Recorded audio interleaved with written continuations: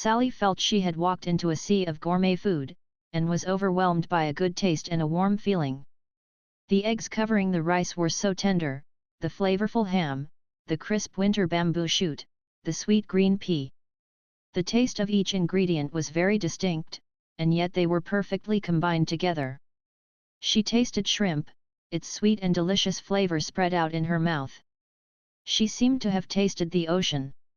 Even in the Valley of the Wind, this kind of shrimp was not easy to come by. As for the shrimp that were kept alive by magic, their taste was not as good.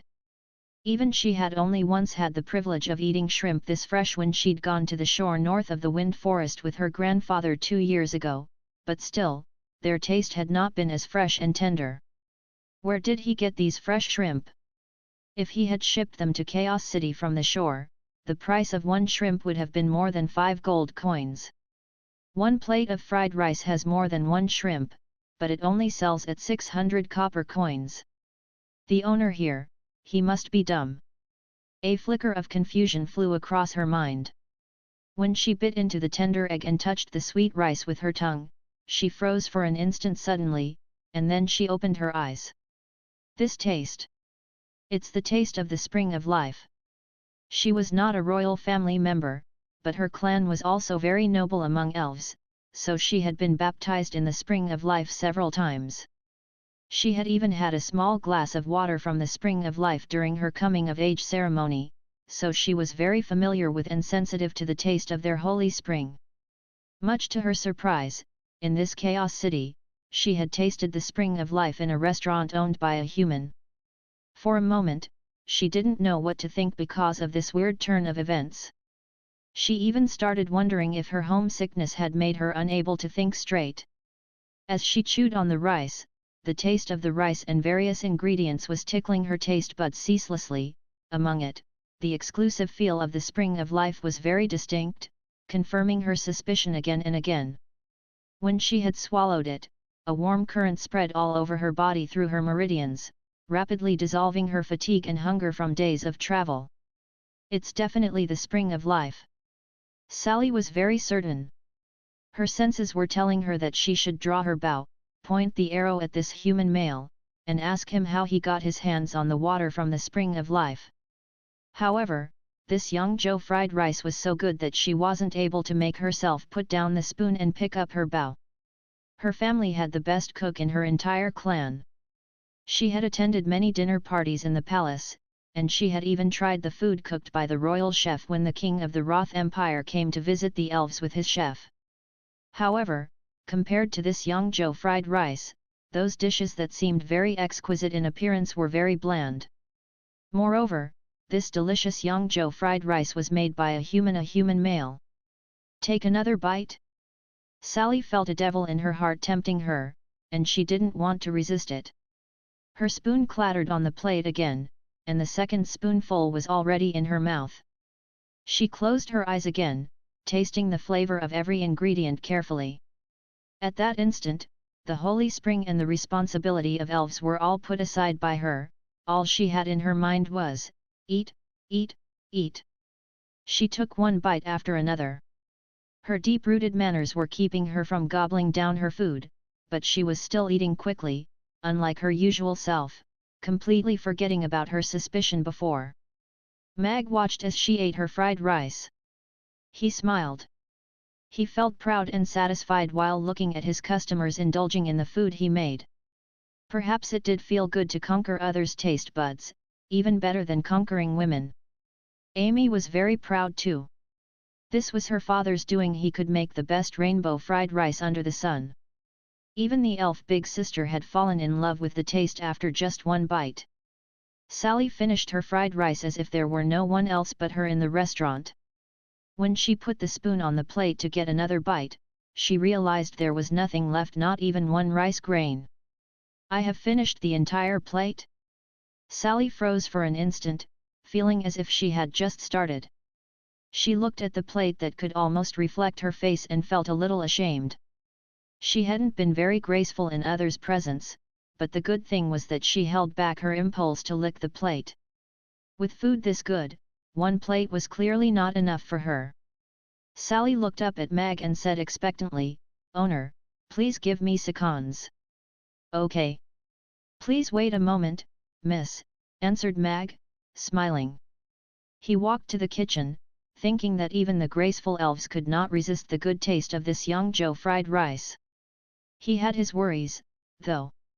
The rice was irrigated with the water from the spring of life, and if she could taste it, there might be problems. "It's really so good," exclaimed Mabai satisfyingly. By then, he had put down his spoon. 2 plates of fried rice were just enough. The weariness all over his body was nowhere to be found. He hadn't felt this comfortable for a very long time. He really felt very good. "Dwarf Grandpa Mabai, would you like 2 more plates?" asked Amy with anticipation. Mabai looked at Amy's big expectant eyes and almost nodded. He waved his hands quickly. "No, 2 plates are just enough for my dinner today, and I can drink a little when I get back." "What a wonderful day." "Okay.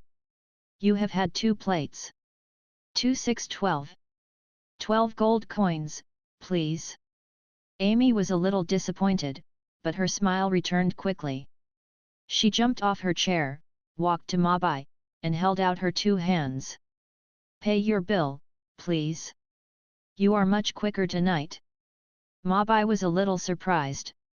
He counted 12 gold coins and put them on Amy's little hands. Mabai arose from his chair and said to Mag in the kitchen, "See you around, Mag." Then he turned to Amy, and said, "Bye, little girl. See you." Mag smiled in his kitchen. 1, 2, 3. "Bye, Dwarf Grandpa Mabai." Amy was counting the coins with shining eyes. She didn't even raise her head when she answered. "This address," Mabai pursed his lips. "It sounds a little strange." He smiled and walked out. "Who is this man?" Sally looked at Mag, who was working in the kitchen. Though she could only see his side face through the glass, she was attracted by his focus and concentration. "A grand restaurant, great fried rice, fresh shrimp, the spring of life. And he has a beautiful half-elf daughter. He seems normal, but how many secrets does he have? Or, how many stories?" Sally showed her curiosity towards a man for the very first time. "Father, here, 12 gold coins." Amy calculated how much we should charge right away. Amy looked up at Mag with the gold coins in her hands, her face oozing with anticipation as she awaited her father's praise. "Yes. Amy is incredible. You have applied what you've learned. The money is right. Looks like you have mastered what you've learned today." Mag smiled and stroked Amy's hair. He took the coins from her hands. "She is truly very smart." "Thank you, father. Amy will study harder tomorrow." Amy nodded happily. It turns out the 9 times 9 table is not very difficult, except the 3-6, 3-6. "Oh, I'll leave it for tomorrow." "Father, Amy's hungry too." Mag nodded. "I'll make the fried rice for you." He put the money in the counter's drawer with a lock and entered the kitchen. Amy sat down opposite Sally gently and watched as she ate gracefully. She tried to imitate her and sit properly. Sally was so absorbed in the delicious fried rice that she didn't notice Amy until she finished her last bite. She smiled when she found that the little girl was sitting with her ankles crossed just like her. "Big sister Sally, you look so nice when you eat," Amy said as she saw that she had finished her meal. "You can do it too when you grow up." Sally nodded, smiling. She was a little surprised when she said those words. She hadn't been very keen on the little elves back home, but now she was encouraging the little girl like a senior. Amy nodded happily. "Thank you." Then she asked, "Big sister Sally, have you had enough?" Sally nodded as she put down the spoon. Yes. To keep her body in a good shape, she hadn't eaten this much for a long time, but today, it couldn't be helped. "Well then, you have eaten 2 plates. 2 6 12. 12 gold coins please." Amy's eyes brightened immediately. She held out her hands on the table towards Sally. Mag was just walking out with a plate of fried rice. He wanted to smile when he watched this scene. Looks like she does enjoy collecting money. I'll give you 1 dragon coin and 2 gold coins. Sally took out 1 dragon coin and 2 gold coins from her purse and put them on Amy's hand. She hesitated for an instant before she opened her hand, but on recalling the delicious food she had never eaten before, she loosened her hand immediately. It's definitely worth the money. Sally arose from her chair and picked up her bow and quiver. She looked at Mag and narrowed her eyes slightly. I was wondering why I have tasted the spring of life in this young Joe fried rice. Mag shook his head, smiling. I don't know what you mean by that, miss. I didn't add any water from the spring of life into this fried rice. He was telling the truth, so he was very calm. It seemed she was not an ordinary elf, though. She had tasted the spring of life. Sally stared at Mag for a while, and didn't see any nervousness in those deep eyes. She nodded, and said, Mag, right? Your young Joe fried rice is very good. I will come again. Then she turned around and left. Thank you. Mag put down the plate in his hand, not feeling very alarmed. After all, he had already known he couldn't keep a low profile when he'd decided to open this restaurant. It's not a secret that this rice has a taste of the spring of life. As long as the system's farmlands stay safe, I wouldn't admit anything else even if they beat me to death. Anyway, the system wouldn't just stand by if I were beaten to death, right? Your safety is not system's responsibility, said the system. I have already died once. I've nothing to fear, answered Mag in his head. He put the fried rice in front of Amy. The system did not answer at once. Eventually, it said, you should have more regard for your life. Actually, I don't want to die that badly. Why don't you improve my strength? Increase my strength by 10 or 20. If I could tear giant dragons apart with my bare hands, nobody would dare to come look for trouble. Then, I can focus on cooking and try to become the god of cookery. Mag took the system for granted. The system was silent for a longer time. After a while, it answered, system has no such right. Improving strength will be done by triggering and completing the relevant missions. After my assessment, I recommend you start with your daughter to improve the restaurant's security level. Amy. Mag was taken by surprise. He glanced at Amy, who was about to take a bite of the dragon coin. Mag chuckled. The system's assessment should be reliable. Perhaps it was referring to the bluish-violet fireball magic in the morning? Father, look! Dragon coin! You said at noon that 10 gold coins equals 1 dragon coin, so Amy didn't make a mistake, right? Amy looked up at Mag. There were a small line of tooth impressions on the edge of the coin. No, Amy has done a very good job. Mag nodded, smiling. He put the fireball thing on hold and took the dragon coin in his hand. It was almost the same size as the gold coin, except that it had a piece of white jade inlaid in the middle. There was a small golden dragon carved around the jade. It was a little heavier than the gold coin, and was the most valued currency on this continent. Amy will eat then. After getting her praise, she took her spoon and started eating, shaking her little body slightly all the while. She was very happy. Mag put the coins in the drawer. Seeing that no customer would come for a while, he went into the kitchen and cooked a plate of fried rice for his dinner. After a plate of young Joe fried rice, Mag felt warm all over, and his fatigue had disappeared. When Amy finished the half bowl of fried rice that Mag gave her, she put down the bowl and looked at Mag, a little worried. Father, I feel a little hot again. Again. Mag was a little anxious, but when he recalled what had happened in the morning, he said immediately, Don't worry, Amy. Try to remember the fireball magic this morning. Try to release the fire inside you. Release it. Amy reflected carefully. Then she lifted her arm, and a bluish-violet fire suddenly appeared from her hand. The moisture in the air was immediately evaporated, as if it had burnt a hole in the air. Originally sitting on the other side of the table, Mag fell back several steps despite himself. He watched as the fireball in Amy's hand grew smaller and into a small one finally, his eyes full of astonishment.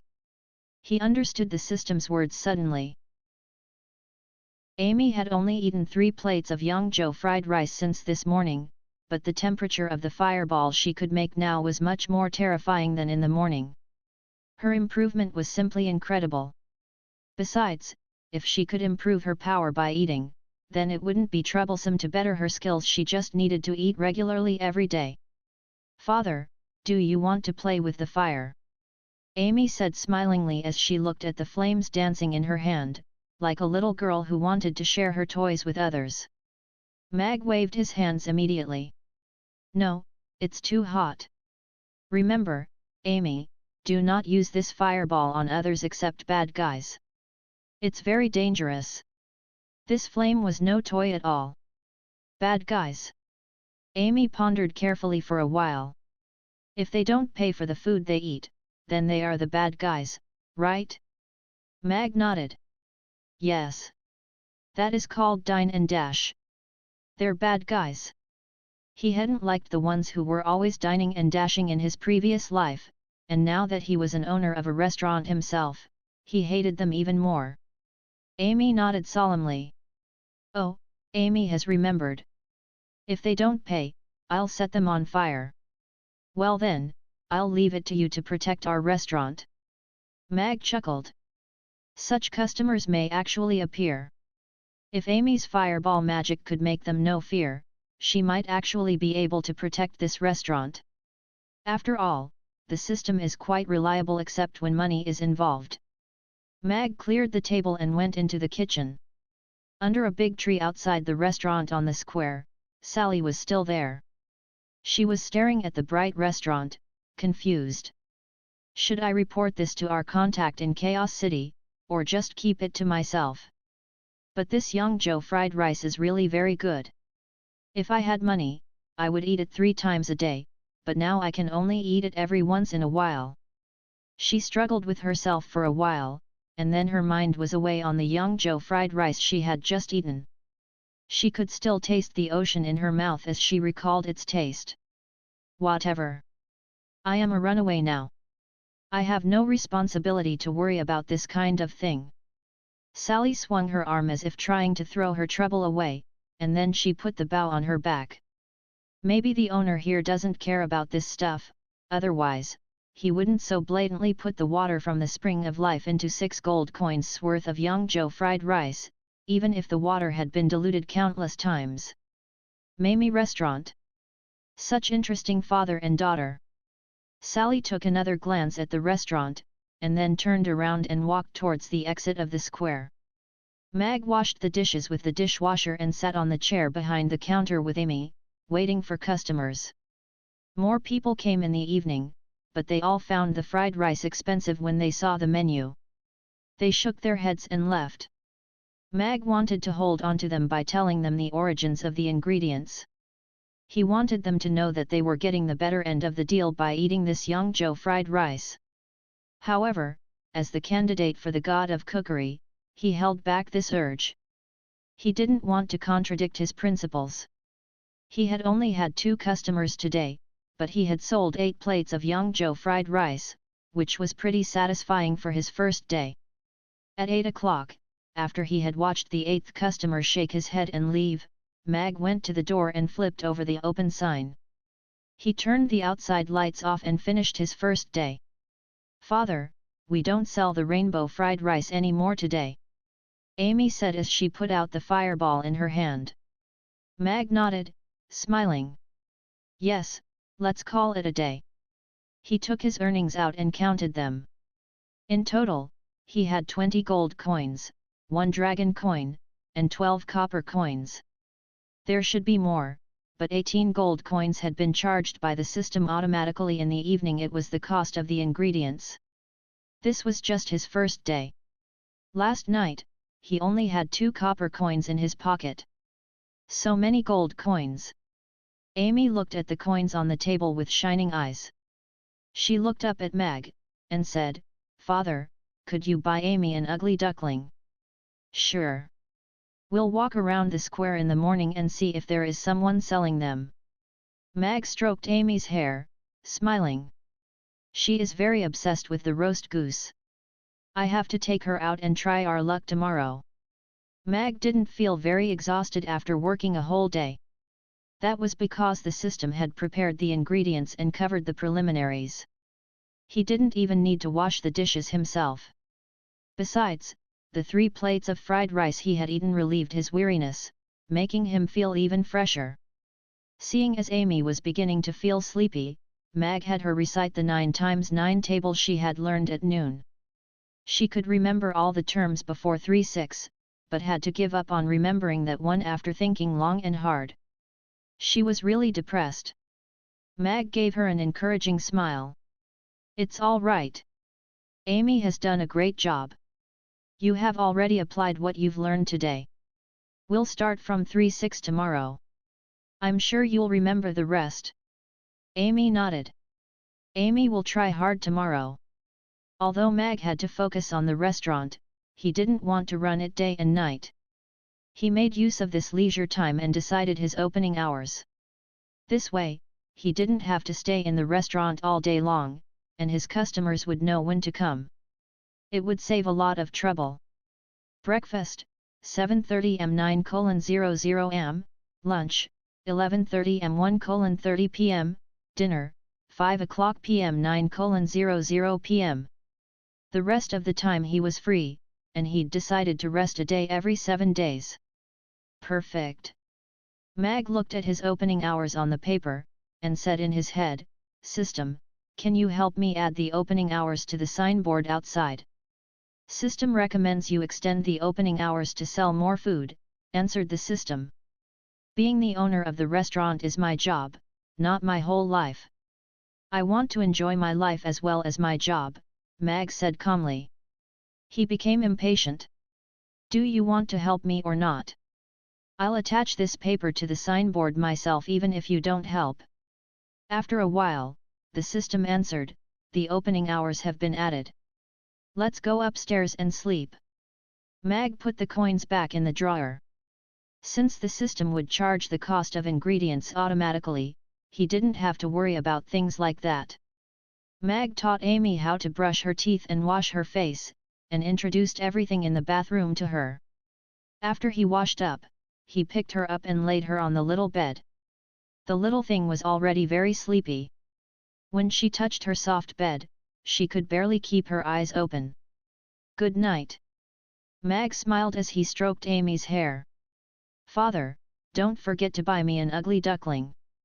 "You have promised," Amy said solemnly as she reached out to hold Mag's finger.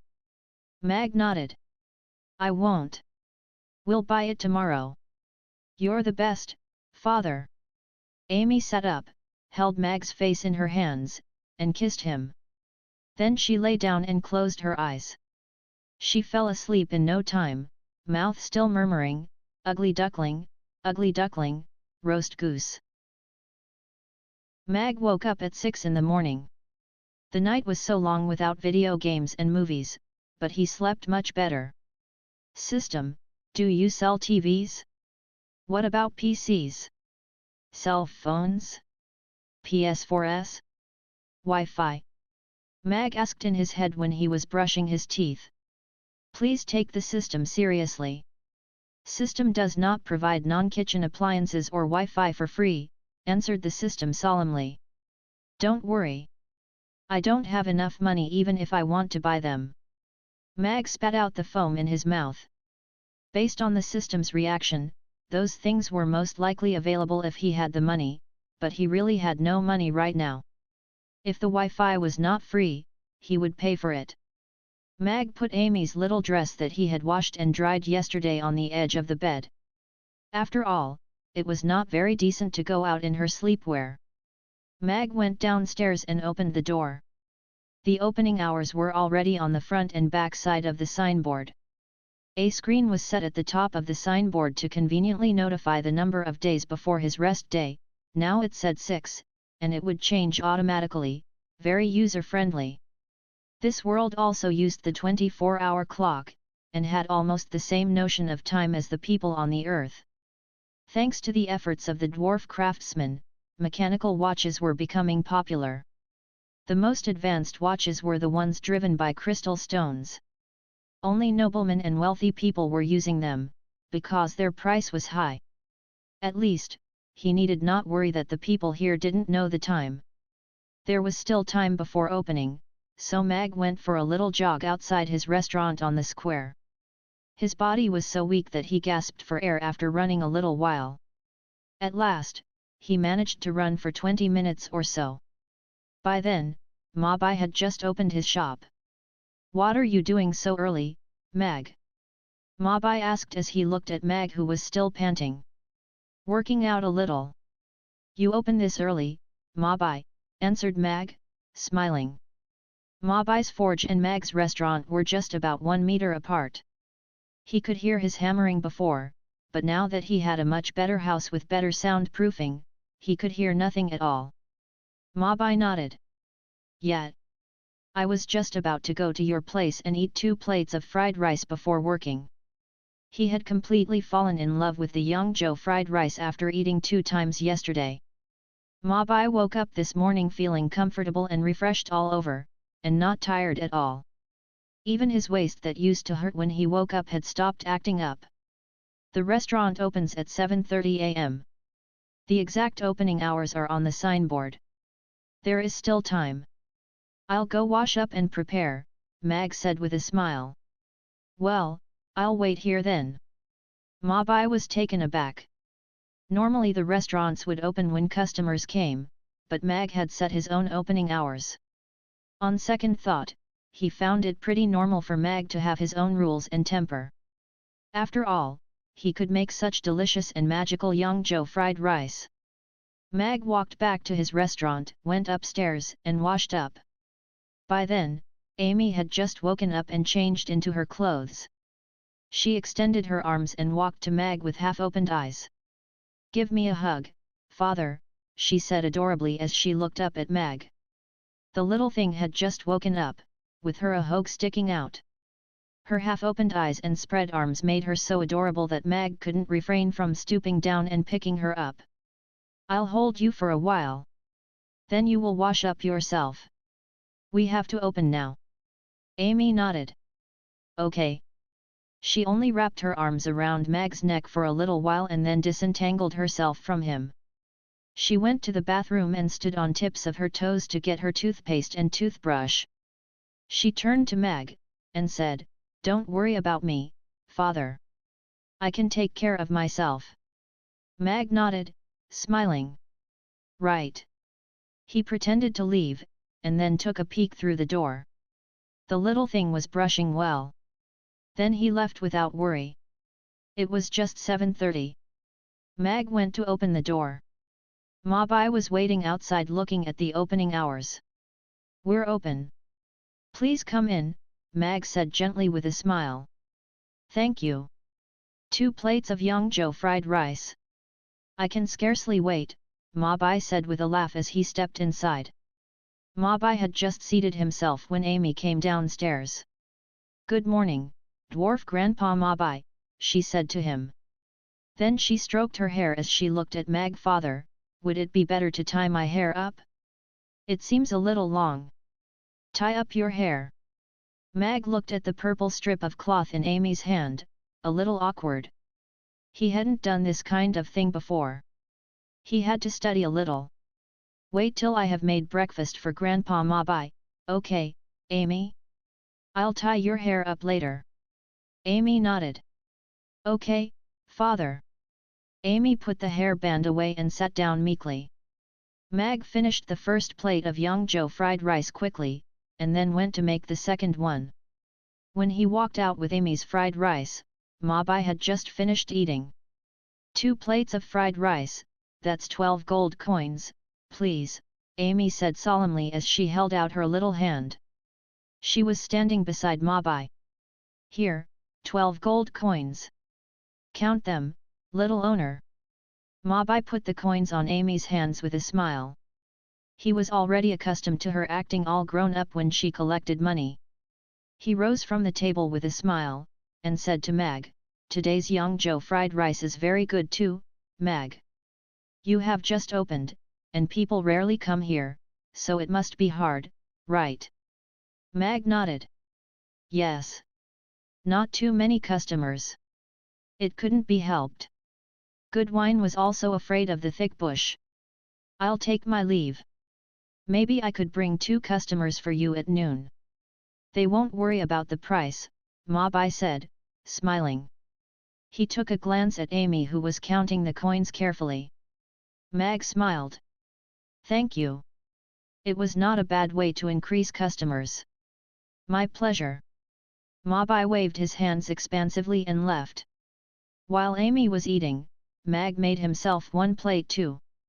After a plate of delicious Yangzhou fried rice, the hunger and weariness from his jogging in the morning were all gone. He felt very refreshed and vigorous. There was no sign of any customers, and Mag's gaze met the eyes of Amy, who was holding her hair band with expectation. Mag couldn't make her wait any more. He took the hair band, and unconfidently said, "Amy, I'm not very good at tying up hair." Amy turned to Mag, and said encouragingly, "Father, I'm sure you can do it." She found a small mirror somewhere and looked at herself in the mirror expectantly. "Teacher Luna would tie up my hair before, but father hasn't done it. Then I'll get to it." Mag was still a little nervous. He stroked Amy's smooth hair, trying to remember how the girls wore their hair. A ponytail should be the easiest, or a cute chignon, a braid is not bad too. 10 minutes later, Amy put down her mirror and turned to look at Mag as he was trying to make her hair look like a bun, sweating. She pouted unhappily, "Father, Amy will just let it fall down." It turned out that it required a lot of skill to tie little girls' hair. Mag took a look at Amy's hair that he had messed up and drew his hands back embarrassedly. "Letting it fall down looks good too," murmured Mag, "but Teacher Luna can do lovely braids." Amy looked up at Mag and blinked her big eyes pitifully. "Ahem, we'd better get ready to go. Let's see if we can get an ugly duckling for Amy." Mag feigned his coughing, trying to divert her attention away from the hair. "Ugly duckling? I want an ugly duckling. Let's go, father," Amy urged. She stopped worrying about her hair immediately as he had expected. Mag combed Amy's hair neatly. 2 strands were still sticking out, but he pretended they were not there. Opening hours were not over, so he had to make Amy wait. In the meantime, he helped her memorize a dozen more terms from the 9 times 9 table. "I'm not sure we can find an ugly duckling. If we can't find one, we'll try our luck next time." "Okay," Mag said to Amy when he locked the door, trying to prepare her in advance. Amy nodded obediently. "Okay. I know." She was very happy because she was going to buy an ugly duckling, and it had been a long time since her father last took her out. She could hold his big, warm hand again. "Let's go." Mag picked up Amy's little soft hand, and he felt happy too as he looked at her smile. Amy's unhappy expression was so heartbreaking that he couldn't help but ask, "System, do you have the experience bag for braiding hair? Like the one for Yangzhou fried rice? Do you sell it?" He had to be a mother as well as a father, so he had to learn how to braid hair. "Let me warn you again, do not insult the system with such questions. System does not sell any experience bags that are irrelevant to cuisine." The system seemed a little enraged. "I will give you 10 gold coins." The system didn't answer. "No? What about 30? Still, the system said nothing. 100, that's my final offer." "Think about it," Mag said calmly. For a long while, the system said nothing, then, a quotation appeared in Mag's head, "The experience bag for braiding hair won 20 gold coins." "Sorry, not now, I don't have enough money," Mag said regretfully as he looked at that experience bag. "Now I know the system has it, and I'll make enough money sooner or later." I'll make a hairstyle that makes Amy scream with excitement. Mag felt much better as he thought about this. An ellipsis went across Mag's head. Mag didn't care about the system's feelings at all. The system only cares about money. The Aden Square was the business center of Chaos City as well as the geographical center. The buildings that were in the shape of the crescent moon curved around the square. It was about 2,000 or 3,000 kilometers from the restaurant to the other end. All kinds of strange shops could be found around the square. Therefore, people living in Chaos City were always saying, one could buy anything here as long as it could be found on the continent and they had enough money. Of course, it was a bit exaggerated, nonetheless, it still showed that the Aden Square was very prosperous. They hadn't walked far when Amy tried to hide beside Mag. Father, that black bird is very annoying, she said as she pointed at the 2 bird cages hanging outside a magic potion shop. Oh! Mag looked in that direction with surprise. This magic potion shop was only 5 or 6 doors away from his restaurant. The owner in his memory was an old human magic caster, tall, lean, and a little hunched. He didn't talk much with others, and was only interested in teasing his 2 birds, teaching them strange words. One bird cage had a black crow in it, and the other a parrot with green feathers and a red beak. They were jumping up and down in their cages. When they noticed Mag and Amy, they stopped to look at them. Oh! Ugly little thing, you're walking before my magnificent palace again. Now I allow you to kneel before me and kowtow 3 times, and I will pray that you'll look more like an elf in the future, the black crow said in a low voice as he looked disdainfully at Amy with his head held high. You're the ugly one. You black little bird, Amy said angrily as she clenched her little fist. She looked up at Mag, a little upset and uncertain. Father, is Amy ugly? Mag shook his head and smiled. No. Amy is very pretty. That elf big sister said the same yesterday. Don't you remember? Then he pointed at the crow and said, Look, that stupid bird is the one who is ugly. There was a smile on Mag's face, but his eyes showed his spite. Stupid crow, how dare you say that to Amy? I'm trying to boost her confidence here. It looked like it was not the first time he made fun of Amy. The green parrot nodded. Yes, he's very ugly, but he boasts of his beauty every day, very annoying, she said helplessly. She sounded like a maid. Human, do not point your lowly finger at me. Don't think I'm afraid of you because you've gone from a cripple to a half-cripple, the crow said as he turned to Mag. Mag looked at Amy with a smile. Amy, do you still remember the fireball magic you used yesterday? Amy nodded. Yes. She looked at Mag, a little confused. The easiest way of dealing with a smart mouth is to shut his mouth. Let him have a taste of your fireball, Mag said, smiling. However, the crow became even prouder. That was supposed to scare me? This cage is protected by the old man's magic, besides, I myself can remember the spell of the fireball magic. However, before he could finish his words, a bluish-violet fireball appeared in Amy's hand.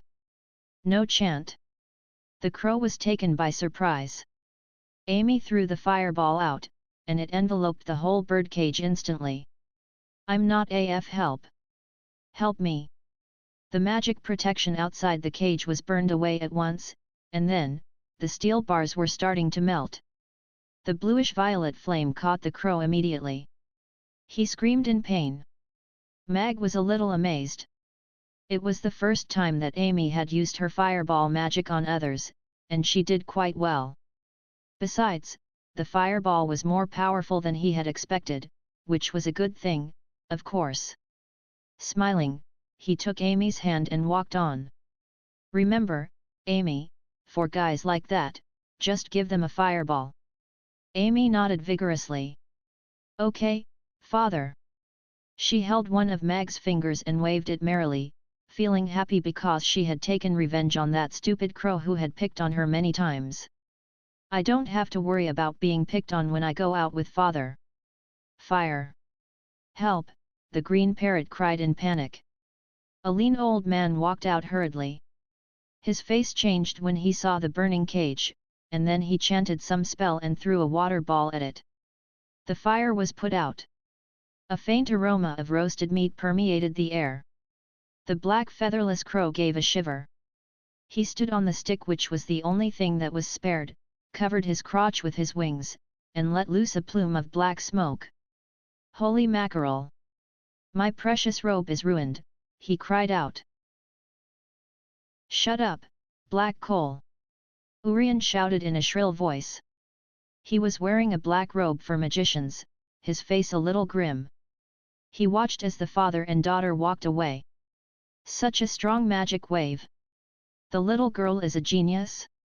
Or is that man a hidden master of magic? He muttered. Now you're a real black coal. The green parrot giggled at the black crow whose feathers had been burned away, gloating. Call me Honorable Fama Odin Ben, old man. My palace has been burnt down by that little girl, so get me a new one quickly.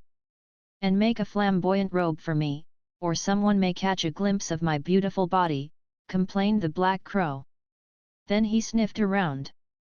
Good heavens, why do I smell a roast chicken? He shouted. Urian turned to look at his black crow. Shut your mouth, or I'll feed you my new potion. His face was expressionless, his voice as shrill as the voice of a demon that had crawled out from hell. The blackbird stopped his unruly behavior right away. He moved over his feet timorously. At least give me 2 leaves to cover my body. You don't have to see me like this. Green pea, get him some leaves, Urian said as he walked towards his shop. Why haven't I noticed that magic wave before? Maybe we could exchange experience someday, he muttered to himself. My lord Urian, next time, call me Sunny when you want me to help, said the green parrot merrily. She cocked her head to one side to open the lock on her cage and flew away. After a little while, she was back and put 2 leaves beside black coal. Then she flew back to her cage, locked the door, and preened herself gracefully. Never thought I'd come to be like this. Black coal sighed. He looked around and picked up the 2 leaves to cover his most important parts. Mag was walking with Amy on the square. Apparently, she had become very happy after she set that black crow on fire. She skipped merrily in front, paused to wait for Mag, and resumed her skipping again. Mag had 10 gold coins in his pocket. They were very important to him right now, but if Amy wanted to buy anything, he wouldn't hesitate at all. However, the little thing was very considerate. They had walked around for half an hour, but she had only asked for a puppet with strings. Then Mag took Amy to the largest market on the Aden Square. Unfortunately, they didn't find a swan, much less an ugly duckling. They had found regular ducklings, though, but Mag feared that when they failed to grow into beautiful swans, Amy would feel he had cheated her, so he didn't buy any. The vegetables were cheap here, but the system once said that he was not allowed to take outside ingredients into the kitchen, so he wasn't tempted by their low price. Father, we can't find an ugly duckling today, right? Amy looked up at Mag, a little disappointed. Mag nodded. They say the ugly ducklings haven't been born yet, so maybe we could buy one later. He was trying to find a way to comfort Amy, who had been filled with expectation. It was early autumn now. Big swans were very rare around Chaos City, let alone the small ones. There was a high chance that he wouldn't find one in a long time. What's that? Before Mag could offer any consolation, Amy's eyes were already drawn by an herb stall by the roadside. She ran to it and squatted down immediately. She looked at it with her white eyes for a while, and then turned to wave at Mag as she shouted, "Father, look! This must be an ugly duckling egg." Oh! Mag walked over to her. The stall was owned by a strong, dark middle-aged man who was weaving a basket from dried stalks. He looked like an herb collector, and his hands were covered with calluses from climbing ropes. The sacks on the ground were filled with herbs. Beside his feet was a small pile of hay, and on it lay a grey egg the size of the mouth of a bowl. "Father, can we buy this egg? You said there is no ugly duckling right now, so we can hatch this one when we get home. Amy looked up at Mag as she pointed at the egg, her face full of anticipation. Mag nodded, smiling. Yes. The little thing had been disappointed enough times today. He wanted her to go back home in a good mood, so he turned to the herb collector and asked, "What is this egg?" "Well, I'm not sure myself. I found it on a cliff yesterday when I was collecting herbs. Only birds can reach that place, so it should be a bird egg. It's very nutritious," the seller said with a smile. "How much?" Mag's eyes brightened. If it was a bird egg, then it would be something like a swan when it hatched. Besides, judging by its size, the bird might be even bigger than an ostrich, which would make a great ride for Amy after being well trained. The seller smiled and scratched his head as he looked at Amy, who was watching the egg with great interest. "I see the little girl loves it, so, 3 gold coins, he said. "Fine. Here, 3 gold coins." Mag handed over the money. The herb collectors were risking their lives every day to climb cliffs. If this was truly a bird egg, 3 gold coins was not expensive at all. "Thank you. Take this small basket with you, little girl. The egg will fit perfectly in it." The middle-aged man put the egg with the hay into the little basket he had just made and handed it to Amy. "Thank this Mr. Amy," Mag said to Amy quickly. "Thank you, Mr." Amy took the basket merrily and carried it with her 2 hands. "Be good, ugly duckling. I will hatch you out very carefully," she whispered. "You're welcome." The seller waved his hand, smiling. Then he turned to Mag, and said, "I have a little girl about the same age as her and she likes raising animals too. But she already has 2 monkeys, so I decided not to take this egg to her." "I see. This little thing has been going on about raising an ugly duckling for several days. Hope she'll like it when it hatches." Mag gave him a sour smile, but when he looked at Amy, his eyes were full of love. They left the herb collector's stall. Mag wanted to help Amy carry the egg, but she refused. She was carrying the basket with effort in front of Mag, making him worry about her dropping it. Finally, they made it back after nearly half an hour. Amy put the basket gently on the stairs outside the door and sighed with relief. She turned to Mag, and said earnestly, "Father, thank you for buying this ugly duckling egg for me. I will take very good care of it." "But that Mr. said it might not be an ugly duckling egg. It could belong to other birds," Mag said, smiling. He took out a handkerchief and wiped the sweat off her forehead. Amy shook her head stubbornly. "No, I'm sure it's an ugly duckling egg. I'm going to hatch it and raise it. It will grow into a beautiful swan, and, then Mag saw her swallow her saliva. Mag felt a little sorry for the egg, but he could do nothing about Amy's obsession with the roast goose. It seemed he had to work hard and complete his missions to get the recipe for roast goose as soon as possible. Of course, the recipe for the Peking duck would be just as fine. They opened the door and went inside. Amy put the little basket in a compartment under the counter.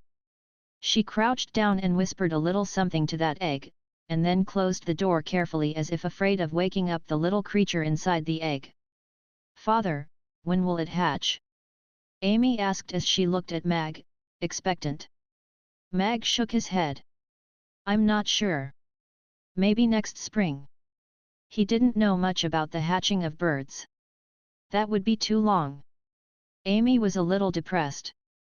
"Maybe it will hatch out more quickly if it's put in a warmer environment, like mother ducks hatching their eggs," Mag said quickly after thinking about it. Amy's eyes brightened immediately. "Then what about Amy sitting on that egg too?" Mag chuckled and shook his head. "No, that won't work. Amy, take that little blanket downstairs and use it to cover the egg." "That should do." "Okay," Amy answered happily. She ran upstairs quickly. "Hope it's a swan egg." "But it's quite unlikely," Mag muttered to himself. He went to the kitchen and poured 2 glasses of water. Mag helped Amy wrap up the egg in the blanket. It was already 11:25 a.m. and almost time to open his restaurant. He looked at Amy as she was crouching on the ground, whispering, "Ugly duckling, grow up quickly," and considered getting a roast goose for her later today.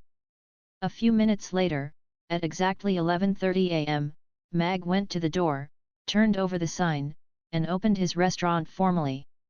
Although still not many came here, the restaurant's grand and different style truly fascinated some people. 2 dwarves came, and then an orc, but when they saw the menu, they all shook their heads and left. Mag had grown used to it. It was perfectly normal, though. Not all the customers liked Yangzhou fried rice, besides, they didn't even know what this Yangzhou fried rice was. They would rather spend 6 gold coins on a large plate of roasted meat and a flagon of wine than spend them on something they knew nothing about. Maybe only Mabai and his friends would come for lunch, Mag thought helplessly. This was his second day, and he had only sold 8 plates in total. If he wanted to complete his mission, he had to sell 500 plates in the following 9 days. It was not very encouraging. Just then, Mag heard the sound of hoofbeats outside. He looked out and almost chuckled. It was not a horse, but a black donkey. On its back was a human knight in silver-grey boiled leather. He was so tall that his feet could almost touch the ground sitting on that donkey's back. The knight looked about 30 years old, his face square, his black hair tied up casually with a piece of grey cloth. He halted before the restaurant, holding reins in one hand and a long sword at his waist in another. He looked up at the signboard smilingly. "Mamie Restaurant? Sounds like a good place. I'll have my lunch here," Conti Nicholas said to himself, smiling. He swung off his donkey and tied it to a tree. Then, he strode towards the restaurant and entered. Mag was standing by the counter. He glanced at the knight's sword with an emerald inlaid in it and smiled. "Welcome." "Hi, what do you have here?" Conti said to Mag, smiling. He didn't look around the restaurant like others. "There is a menu on the table. You can take a look first, sir." Mag pointed at the black menu. He found this knight very enthusiastic, just as if nothing could trouble him. "Thank you." Conti seated himself and opened the menu with a smile. He froze for an instant when he saw only one dish on it, but his smile returned quickly. He looked up at Mag and said, "Owner, give me a plate of this Yangzhou fried rice." "Okay, please wait a minute." Mag was a little surprised as he looked at this Conti who maintained a smiling face. After all, it was the first time that a customer had ordered after just one look at the menu. It seemed like he didn't even need to think about it. Mag remained very calm on the outside, though. He loved this kind of customers, of course. He didn't worry about him not liking his food. He nodded, smiling, and walked into the kitchen. Conti put his sword on the table and took a look around the restaurant. "Looks good." He seemed in a good mood. And then a little head appeared from behind the counter. "Hello, new customer," Amy said to Conti. Conti jumped onto his chair in alarm, his sword half drawn and his face serious and nervous. Amy was also startled by Conti's reaction, but his shining armor and sword had really aroused her curiosity, so she revealed herself, and asked, "Are you a knight?" When Conti saw a lovely little girl who was only 3 or 4 years old, he quickly slid his sword back into its sheath embarrassedly. Then he jumped down. "No, I'm a dragon slayer. I haven't killed any dragon yet, but someday, I'll put those evil bastards to the sword," he said proudly, his head held high.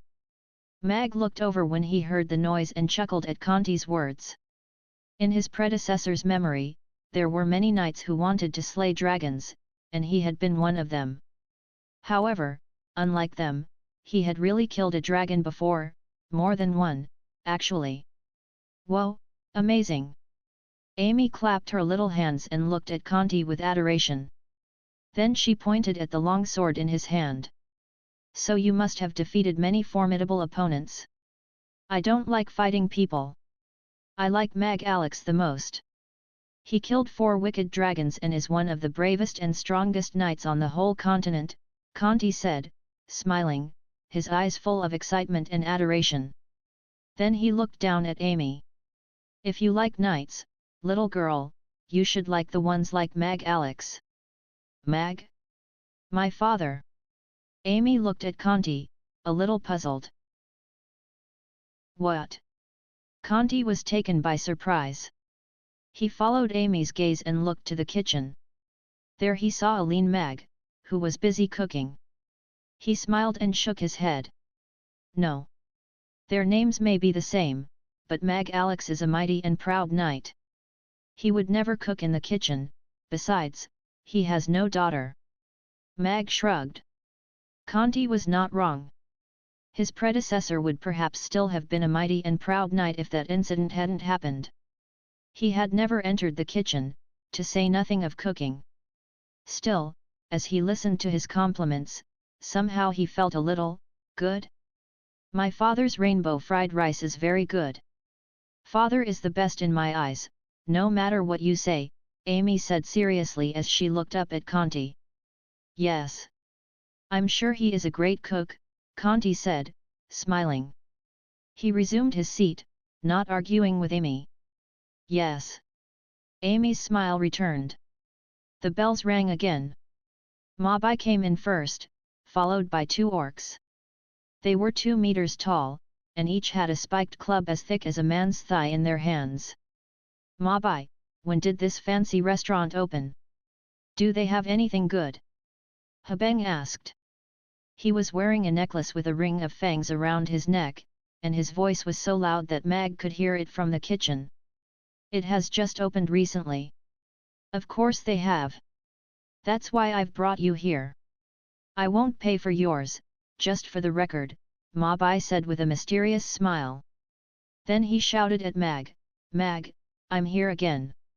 You're much pickier than us. If you say it's good, it must be good. As long as they have meat and stuff to drink. Habeng nodded and didn't think much. Hegel looked around curiously with a smile. He only grinned when they talked, and never spoke a word. Welcome. Mag had just finished processing the ingredients. The rice in the cooker was not ready yet. He walked to the door. Please be seated and take a look at the menu on the table, Mag said, smiling. Mag studied the 2 orcs quietly. They were each wearing a hide around their waists and a top also made of animal hides, showing their long black chest hair. They were a head taller than normal humans. They had brownish black skin, and their fangs were 3 centimeters long, reminding him of the orcs in the Warcraft immediately.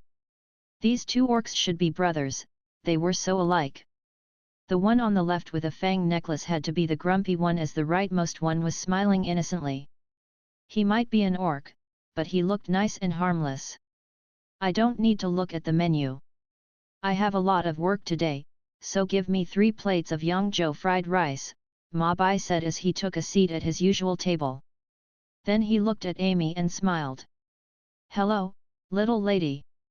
Amy nodded. Hello, dwarf grandpa Mabai. Then she pointed at Conti. He is a new friend. A dragon slayer, she said. Dragon slayer. Mabai took a look at the young knight with surprise. Habeng seated himself opposite Mabai. He smiled sarcastically as he looked at Conti. Pfft, dragon slayer? He probably couldn't even beat a goblin. He wears armor, but his sword hand has no callus. He is only a wealthy human with a fair face, I guess. I want to be a dragon slayer, and I haven't fought with any goblins, so you can't say I couldn't beat one. Conti smiled as he looked at Habeng, seeming not caring about what he had just said. So you're saying you can beat me? Habeng stood up and his extremely big muscles hunched, the spiked club in one hand. He stared at Conti with wide eyes. Conti shook his head, smiling. We haven't fought, so I don't think I can't beat you. But I won't fight you, I only fight dragons. He looked past Habeng's head and saw a painting on the wall, in which a giant dragon was belching flame. That is what I aim to fight. You false knight, you have really pissed me off. Habeng shouted, putting the club on his shoulder. Guys, this is a restaurant, not a fighting pit. Take it outside if you want to fight, Mag said coldly as he walked towards the two angry people. Mag was a little angry too. The world without laws is much more chaotic than I've thought. They would fight each other for one insult or another. What if they wrecked the restaurant? Habeng turned to Mag and shouted, "Shut up!" In his eyes, this human must have sided with the knight. Habeng, Ma Bai said with a sullen face. He had planned to bring two customers to please Mag and Amy, and hadn't expected this to happen. He felt so embarrassed as he tried to calm his grumpy friend down. Haga was a little worried too. He tugged at Habeng's clothes and wanted to say something, but stopped. Mag narrowed his eyes, but before he could say anything, Amy already shouted out. "Don't yell at my father." When their fight started, Amy was a little shocked. Now, she was standing in front of Mag, trying to protect him. She lifted her hand, and a bluish-violet flame about half a meter high appeared immediately. It burned a white hole in the air. So hot! Habeng's face changed. He jumped back and took a look at his left sleeve that had been curled up by the high temperature, and then at the flame in Amy's hand. He swallowed. Such a gruesome fire! I could feel its heat from here. I might be burned to ashes if I took it directly, Habeng thought. She might be a little girl, but she is already a powerful magic caster.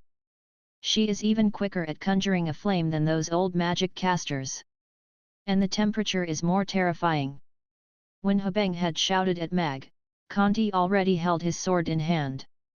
However, to his surprise, Amy appeared and summoned a flame. He gazed at it for a while and put down his sword. It looked like his help was not needed this time. Magic! Ma Bai was also astonished. He hadn't expected that Amy could use magic, and that her flame would frighten Habeng. This is father's restaurant. You must follow his rules, or Amy will get angry and set you on fire, said Amy, acting like an elder. She gazed at Habeng as the flame grew smaller, turning into a little fireball. As the owner of the restaurant, Mag had wanted to say something to earn their respect. Then, he'd realized he needed not say anything. Their faces said everything. Amy's fire frightened them more than he had thought, it even terrified them. And the fact that Amy had stepped before him and the words she had said warmed his heart. She was such a sweet daughter. Habeng, if you still consider me your friend, sit down and don't make trouble here, Ma Bai said solemnly as he looked at his friend. It would be a great loss if he couldn't get his young Joe fried rice anymore because of his reckless friend. Haga grunted something to his brother in their native language. It seemed like he was trying to tell him to stop. Habeng looked at Mag, and then at the fireball in Amy's hand, a little embarrassed. Amy's fireball truly scared him. However, it was Mag who scared him even more. Even this little half-elf is this good, the owner must be even better. Yet he couldn't sit down right now. If other orcs learned that he had been frightened by a little girl, they would make fun of him. He found himself in an awkward situation where he couldn't stand nor sit. Mag only had to look at Habeng's face once to know what was on his mind. He wanted to chuckle. He hadn't thought that he would be regarded as a master of magic. Then he found it useful. This way, he could make this grumpy orc behave and keep his restaurant in order. He was even calmer now. He stroked Amy's head and smiled. Amy, this customer meant no harm. Put the fire away. Okay. Amy's hand coiled into a little fist, and the fireball disappeared. Still, she looked at Habeng with hostility. Habeng breathed a sigh of relief. He took a glance at Mag and found that he possessed unfathomable strength, and that he knew how to do business. He knows better than to treat his customer like that. Even in this chaos city, quite a few people knew his name. Now he wanted to save his face by acting tough. However, before he could speak, Mag looked at him and said, "Please keep it down, sir, and do not disturb other customers. And no fighting here, or you'll be put on a blacklist and banned from eating here forever. What? Habeng's eyes went wide. This was the first time that he was told to keep his voice down in a restaurant. He was always so loud. He couldn't take it anymore. Father said, "Keep it down. You are too loud, and I'll set you on fire if you keep doing that," Amy said solemnly as she looked at Habeng.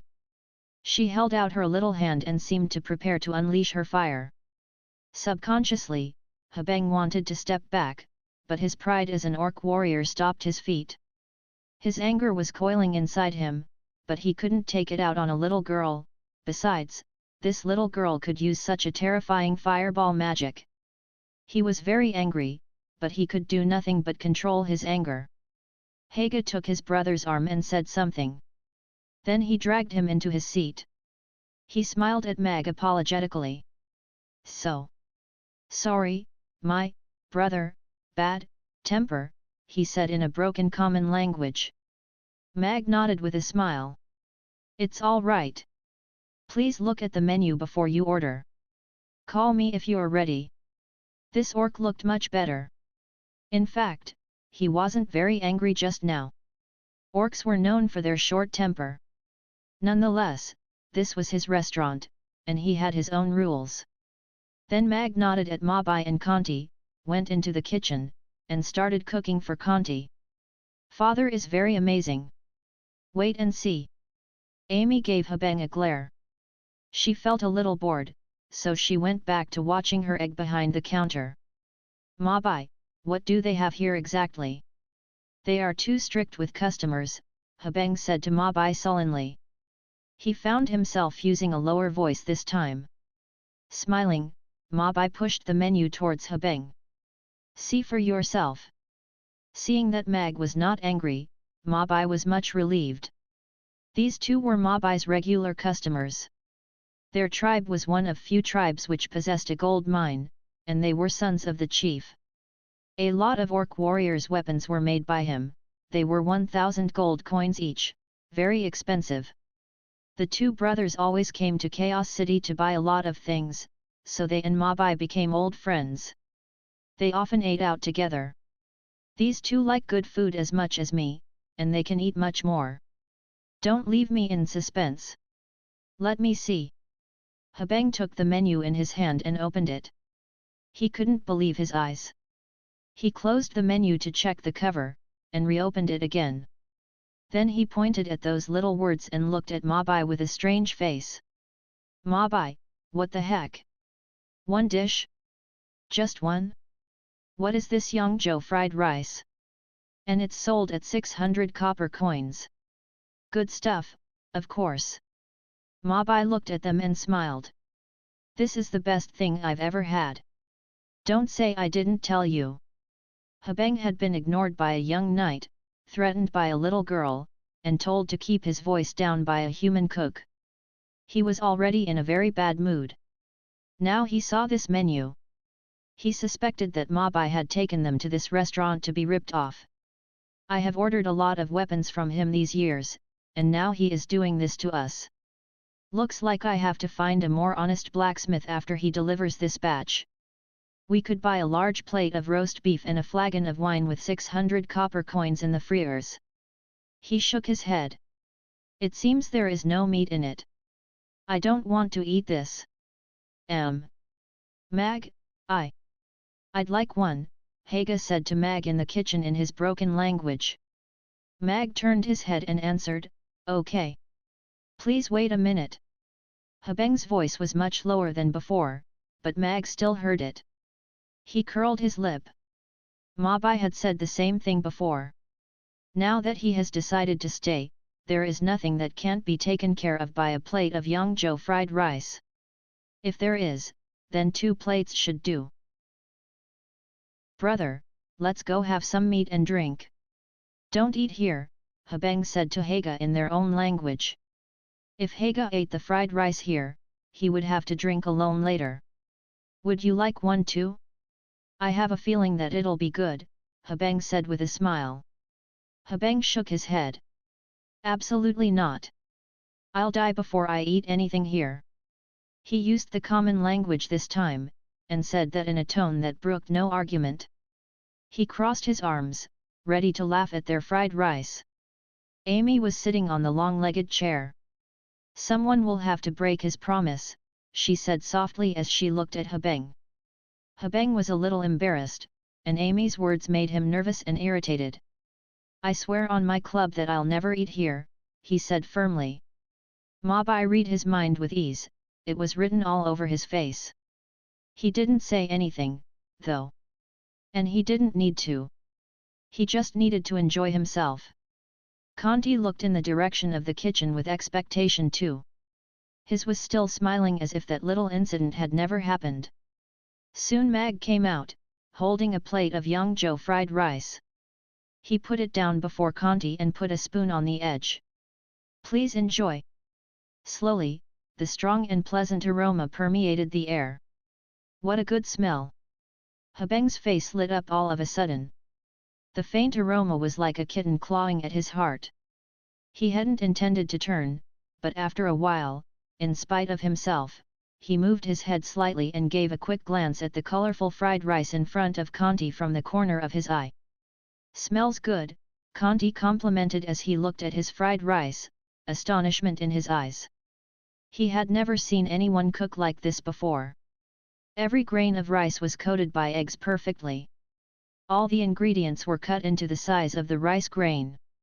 Such incredible cutting skills! The grains were almost of the same size, like they had been measured. So many ingredients, and they were all cooked together with oil. The aroma was very strong. It was already making him secrete saliva. He brought a spoonful of fried rice to his mouth.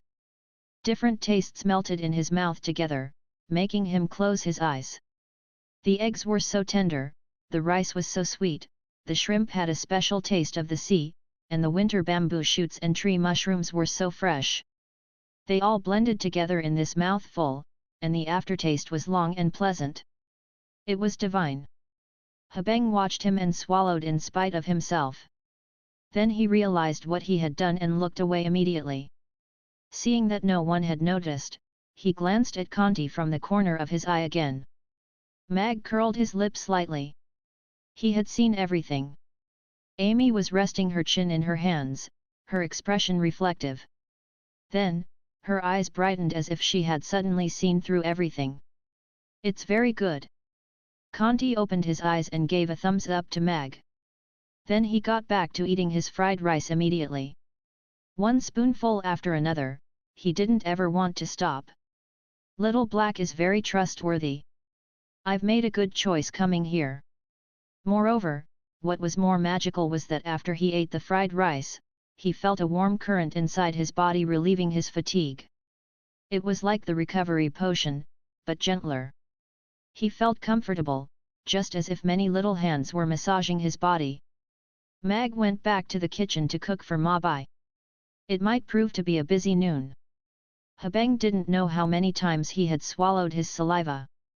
He had only glanced out of the corner of his eye in the beginning, but now he was staring at the Yangzhou fried rice before Conti, turning and leaning forward slightly as if he would pounce on Conti any minute. Conti finished his first plate quickly. He took a look at the empty plate before him and lifted his head. It's very good. Owner, please give me seconds, he said to Mag in the kitchen. Okay, please wait a moment, answered Mag. He picked up his pace. Looks good. Hegel looked expectant as he watched Conti finish his Yangzhou fried rice.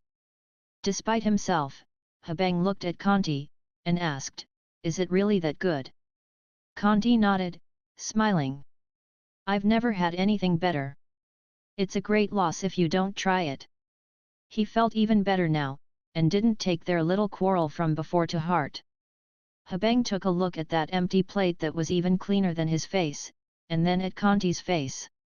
He felt his smile seemed pretty sincere. He is not that bad save his big talk. Suddenly, Habeng was a little regretful as he reflected on what he had just said. He shouldn't have said it with such a certainty. If I went back on it now, I would lose face and the little girl would definitely laugh at me.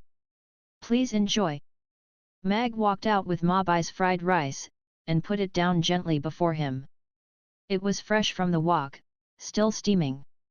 The chopped green onions on the top made the colorful fried rice even more appetizing. The strong aroma was tickling Mabai's nose. Seeing as Mag was there, Habeng crossed his arms again and looked grim.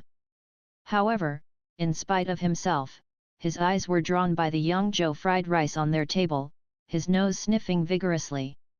Thank you. Mabai had already brought a spoonful to his mouth, chewing with satisfaction. He had eaten a dozen plates by now, but he still believed he could eat it every day as he looked at the fried rice, savoring the pleasant aroma and the intoxicating taste. Mag took a glance at Habeng, who was moving his mouth, and then went back to the kitchen, wondering how long the orc would be able to endure. Perhaps the next plate will make him give up. Habeng put his arms down as soon as Mag left. He watched while Mabai was eating quickly. Is it really that good, Mabai? He asked in a low voice. Why would I lie to you?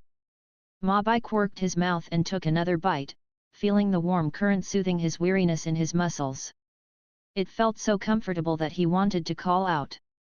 Habeng watched Mabai's happy face, and couldn't take it anymore. Let me try it, Habeng said as he bent his head over. Absolutely not. Mabai took his plate away, fearing that he would take it by force. He pointed at the menu on the table. Order it yourself. But, Habeng looked at the menu, and then cast a furtive glance over his shoulder at Amy behind the counter, not knowing what to do. I have sworn on my club, and I'll make a fool of myself if I order now. However, this Yangzhou fried rice smelled really good, and he couldn't hold back his desire to order one as he looked at Conti and Mabai stuffing themselves. If someone wants to order, Amy will have to pretend that she didn't hear what he has just said. After all, Father's rainbow fried rice is too good to say no to it. You're a real piece of work. Amy sighed as she turned around. Owner, give me one plate. Habeng called out to Mag as he rose to his feet suddenly. Then he sensed that someone was looking at him unkindly, and immediately realized he had done something wrong. Owner, I'd like a plate of Yangzhou fried rice, he repeated in a much lower voice. Okay. Please wait a minute, answered Mag. He found himself chuckling when he turned around.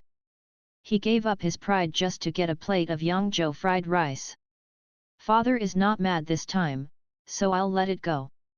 Behind the counter, a small fireball dwindled and died out as Amy clenched her little fist.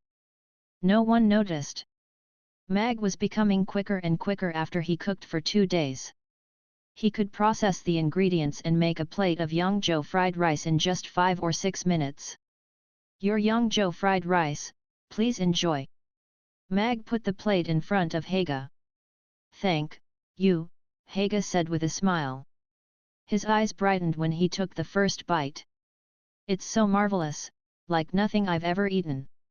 He tasted the eggs outside the rice first. How did he do it?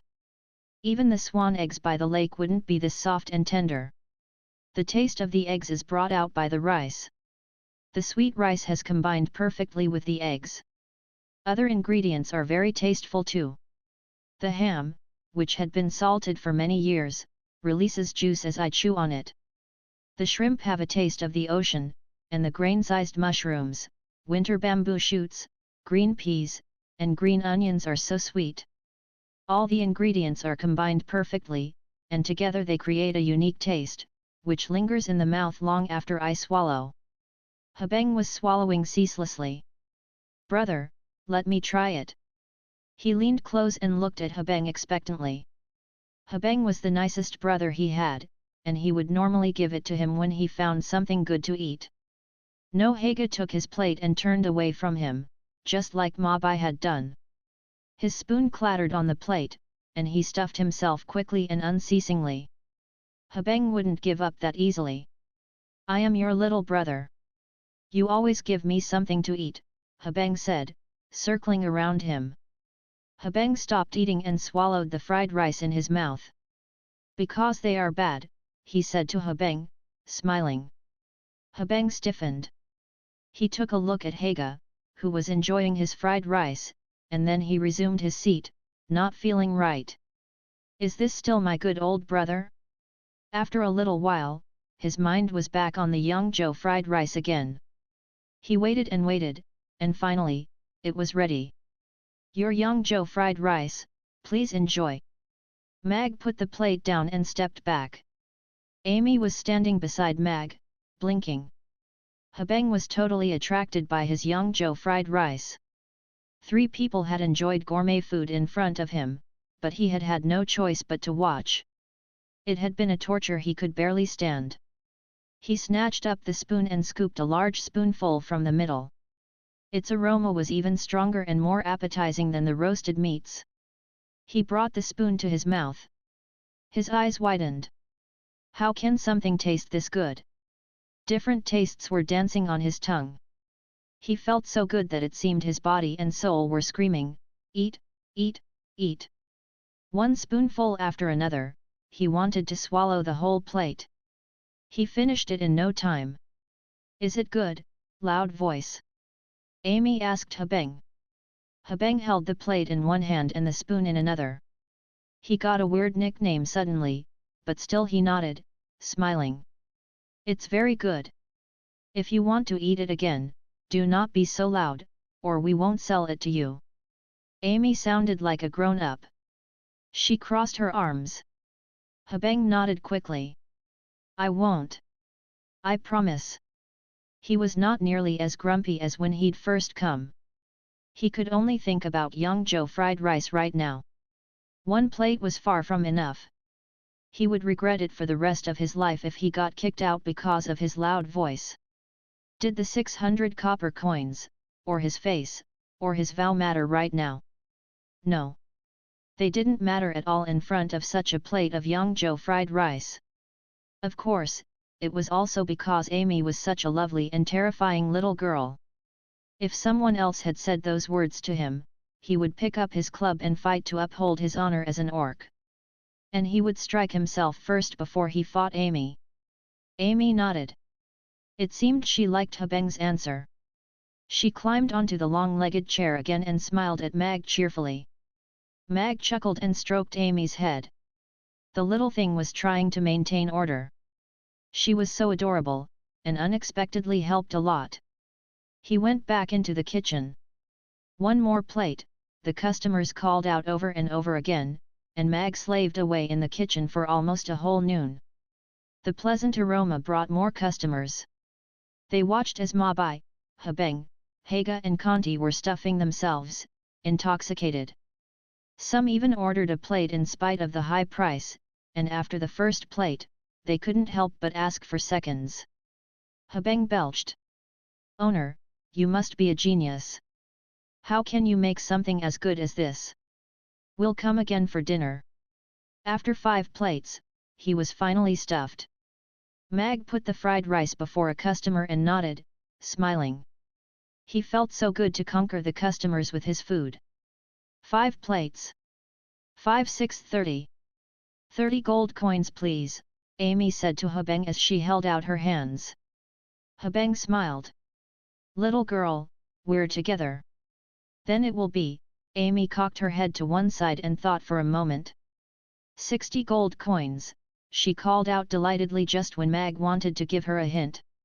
Here, 6 dragon coins. Habeng pulled the coins from his pocket and put them on Amy's hand. Then he rose from the table and reached out his hand. Mag, right? I'm Habeng and this is my brother Haga. Sorry about before. Do you have another brother called Hakwi One? Mag asked after he shook his hand gently. What? The 2 brothers asked, wondering. Nothing. Please come again. Mag smiled awkwardly, and didn't explain. It was already 1:35 p.m. when Mag showed the last customer out. In fact, one customer wanted another plate, but Mag turned him down politely. His opening hours were over, and he deserved some rest. Besides, he and Amy still hadn't had a bite. Father, we sold 24 plates at noon, and we have made 10 dragon coins and 44 gold coins. We have a lot of coins. Amy clapped her little hands cheerfully as she looked at Mag, her eyes shining. 24 plates. Mag was also a little surprised. To be sure, he cooked for a whole noon, but he hadn't expected to sell this many. He was very glad that more customers had come at noon, and they would probably come for dinner. If they recommended this place to others like Mabai had done, perhaps even more would come in the evening. Mag calculated that if this kept up, he could make 3,000 gold coins in less than 10 days. Thus he stopped worrying about getting back to the disabled shape. He breathed a sigh of relief and watched as Amy counted the coins delightedly. Amy has done a great job today. I'll go make the rainbow fried rice for you. You must be hungry, said Mag, smiling. Amy nodded miserably as she brushed her stomach. Thank you, Father. Amy's tummy is flat from hunger, Amy said with a twist of her mouth. It will be ready in no time. Mag stroked Amy's head. His heart ached a little as he strode towards the kitchen quickly. After a little while, he came out with the appetizing fried rice. Amy ran to wash her hands. She dried them off, sat on the chair, and spooned a spoonful of fried rice. Father has worked for a whole noon. You must be hungrier than Amy, so you have to eat the first bite. Then Amy will eat, Amy said as she looked up at Mag. He nodded. Okay. Amy's sincere little face warmed Mag's heart. He stooped down and ate it with a smile. Now go ahead and eat. I'll make another plate. Amy nodded meekly. She took the spoon and started eating happily. After lunch, Mag cleaned the restaurant carefully. He wiped each and every table clean with a wet towel and then a dry one. Not a trace of any oil stain remained. Then he walked up to Amy, who was whispering to the big egg behind the counter, and said a few sweet words to make her sleep. Then he took a nap himself. Mag and Amy had their dinner before they opened in the evening.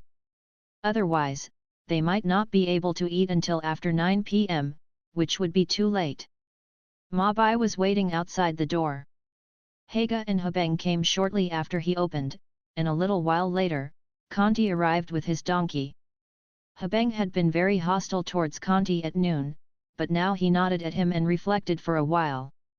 I think maybe you really can kill a dragon. I've heard the best human knight Mag Alex disdains to fight humans unless in battle. Are you paying your respects this way? He asked in a low voice. Kanti nodded, smiling. Yes.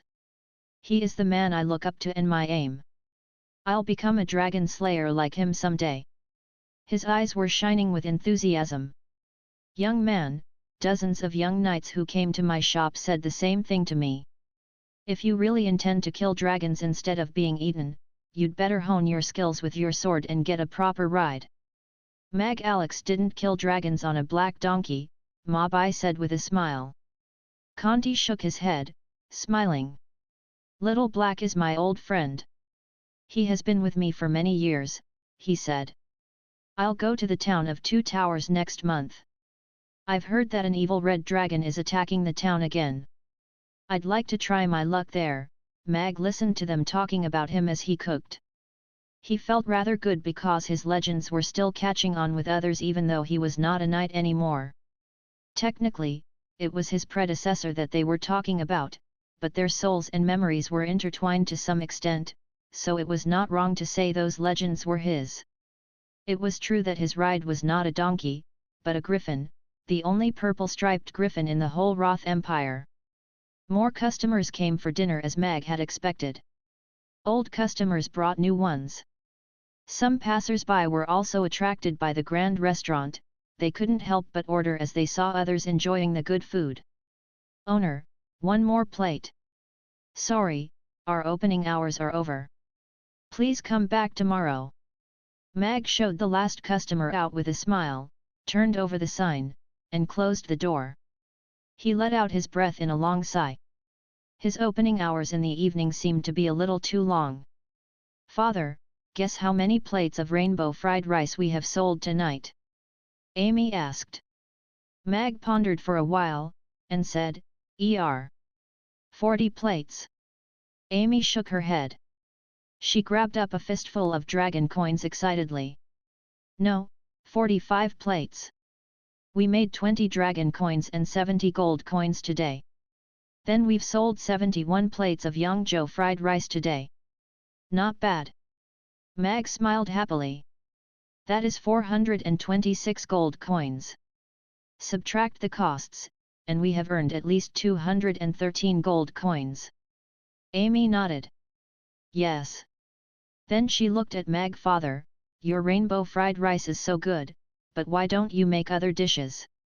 I'm sure they are good too, Amy said, her face wondering and expectant. Mag froze for an instant. Then he understood immediately as he looked at her face. She had probably grown tired of the Yangzhou fried rice. To be sure, Yangzhou fried rice was good, but it was not very pleasant to eat it 3 times a day. Amy had to feel the same. Maybe after several days. Mag was also a little upset as he looked at Amy's face, but he had no choice. The Rugiemo could only be unlocked after he completed this mission, and at the current pace, he needed at least 6 more days. I see. Amy was a little disappointed. How can I get those 2,500 gold coins quickly? Mag thought as he looked at Amy. It was not a small amount of money. Then his eyes brightened suddenly. System, can I start a crowdfunding campaign? Please take your mission seriously and complete it the normal way. Make your way towards the god of cookery steadily, the system said grimly. Please repeat the mission's objective, Mag said quietly. The host has to buy 3,000 gold coins worth of ingredients with cash in 10 days. Completing the mission will unlock the new recipe La Rugiemo, failing it will lead to strength -0.5. So, why can't I start crowdfunding? Mag asked. The system fell silent for a long time. Finally, it said, please complete your mission in a normal way. Crowdfunding would cause serious problems for system.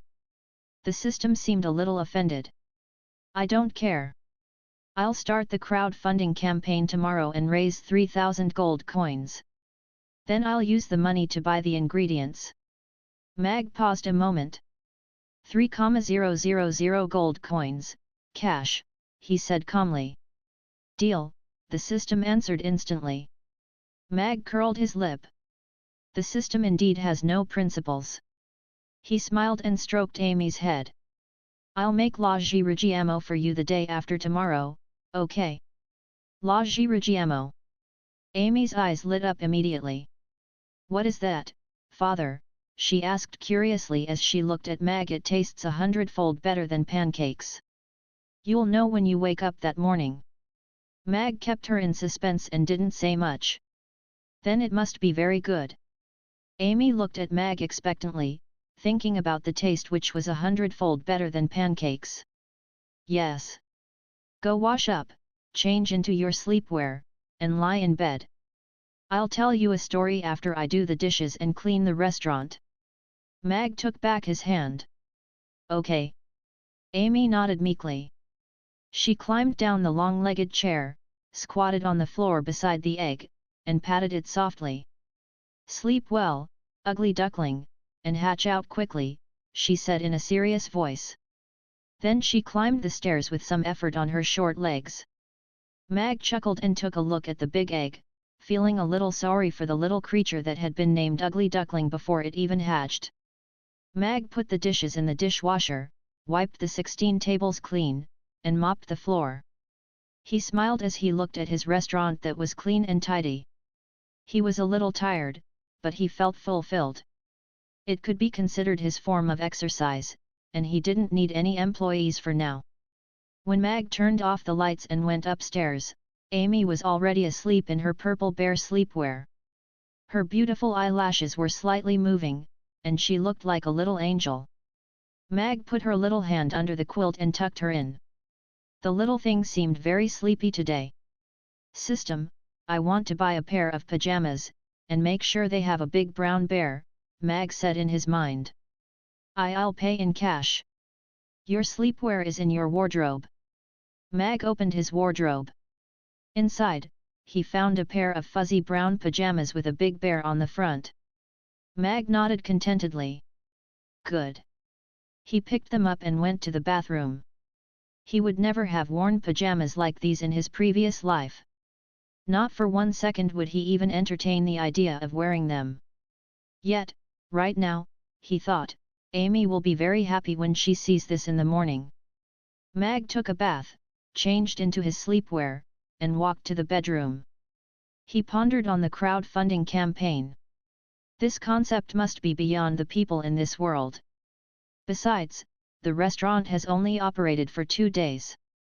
It's not easy to raise such a large amount of money. After a while, Mag had a general idea. The customers that came to his restaurant these days could be seen as members of the middle class, they had some money. He had learned some information from their talks. Mabai was one of the few dwarf craftsmen in Chaos City. His work was worth 1,000 gold coins each. He ate 2 plates of Yangzhou fried rice 3 times a day. He liked its taste, and probably also liked its effect on his muscles. He could become a long-term customer. Habeng and Haga were an orc chief's 2 sons, responsible for making purchases for their tribe.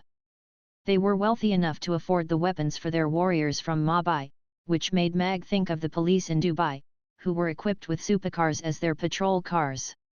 As for Conti, he didn't reveal too much information, but his accessories that he showed casually except for his donkey proved he was definitely wealthy, maybe a rich second generation. He still remembered the elf lady from yesterday. Since she didn't come back, she might not have much money in her pocket, so Mag didn't count her in. There were still a few others who had come today. Mag didn't know much about them, so it would be too forward for him to ask them. Therefore, he didn't count them in, either. Mag had made up his mind. He took a look at his sleeping girl, turned off the light, and fell asleep quickly. After a good night's sleep, Mag opened his eyes in the morning and saw a little girl standing by his bedside. She was looking at him with a pleasant surprise, her little mouth slightly open. Our Amy woke up so early. Mag sat up and stroked Amy's hair, smiling. Yes. Father's clothes have a bear like mine, and it's a big bear. Amy's bear is small. So it's little bear and her father. Amy asked as she pointed at the big bear on Mag's sleepwear. Mag nodded, smiling. Yes, do you like it? Amy threw herself into Mag's arms, rubbed his chest with her face, and narrowed her eyes in comfort. Yes. I love it. It's so soft and warm. Mag looked at Amy, who was leaning on his chest like a cat, and felt his heart was going to melt. He played with her for a while before he washed up and went downstairs with her.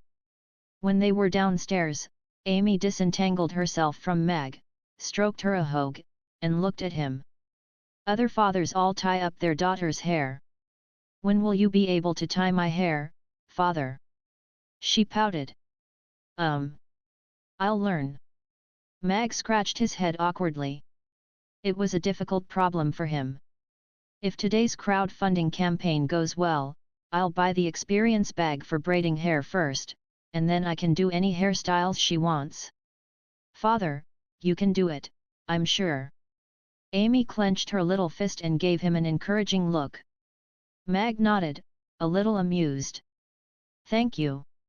After he had breakfast with Amy, Mag took some paper and a pen and wrote 6 identical receipts, with each one being 500 gold coins. Then he checked them again carefully. By then, it was already time to open his restaurant, so he went to the door and opened it. Business was good yesterday, Mag. Mabai came here first again. He took a seat at his usual table. As always, 2 plates of Yangzhou fried rice, he said, smiling. Mag nodded with a smile. It was all thanks to you. Please wait a second. Habeng and Haga arrived when Mabai had just seated himself. Mag, we're here again. 5 plates each. Then, hoofbeats came from outside. Mag nodded with a smile, but he didn't walk to the kitchen immediately. He waited until Conti entered. Since the restaurant has just opened, we have a little trouble with money. So I plan to start a crowdfunding campaign for a new dish. Are you interested? Mag asked as he looked at them. Crowdfunding for a new dish.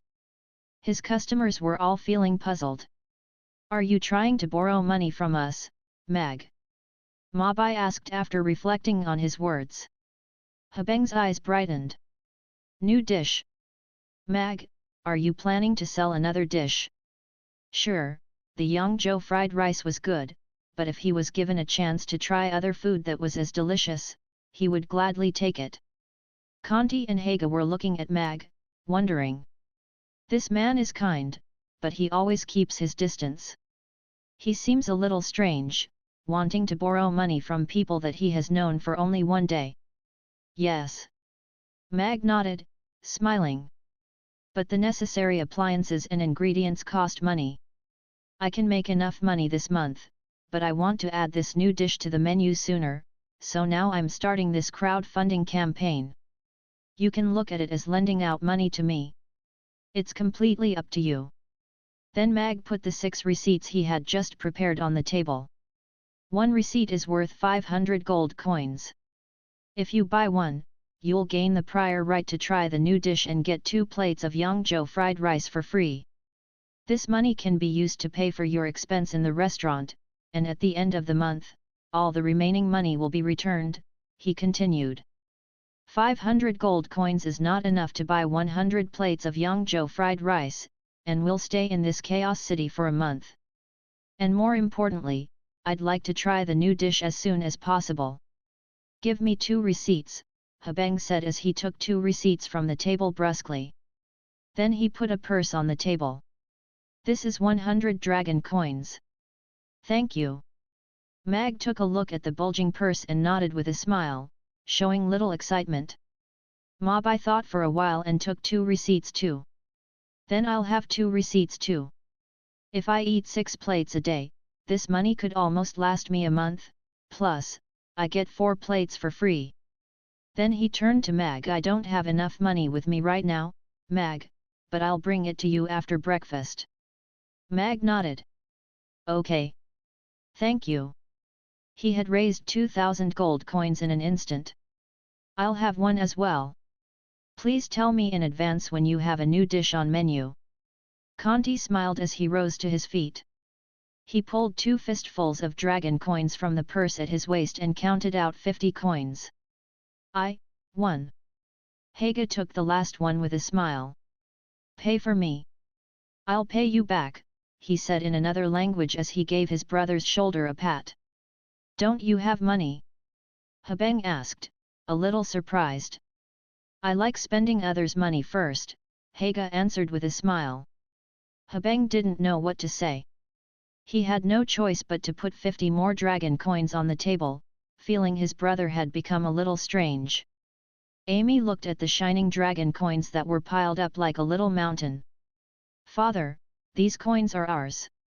She looked at Mag, her little mouth slightly open.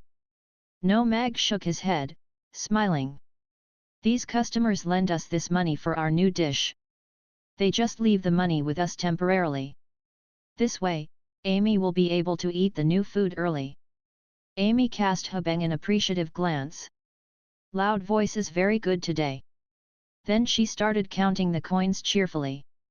Habeng felt a little happy at first, but then he smiled awkwardly when he realized that maybe he shouldn't be so happy. Mag looked at his 4 customers with a smile. Thank you all for your money. I'll introduce my new dish quickly and notify you of the progress. You'll be able to try the new dish in a day or 2 if nothing goes wrong. No matter. I'm sure it'll be very good. Habeng waved his hand indifferently. Then, he asked out of curiosity, is there meat in it? Big pieces of meat. I like big pieces of meat. There is meat and that's all I can say right now, Mag answered with a smile, trying to maintain an air of mystery. Anything where meat is involved. We're hungry. It's time to eat our breakfast. Habeng was still a little curious, but seeing that Mag didn't want to say much, he refrained from asking. In fact, it was mainly because he had suddenly felt Amy's stare. Mag put the money in the drawer.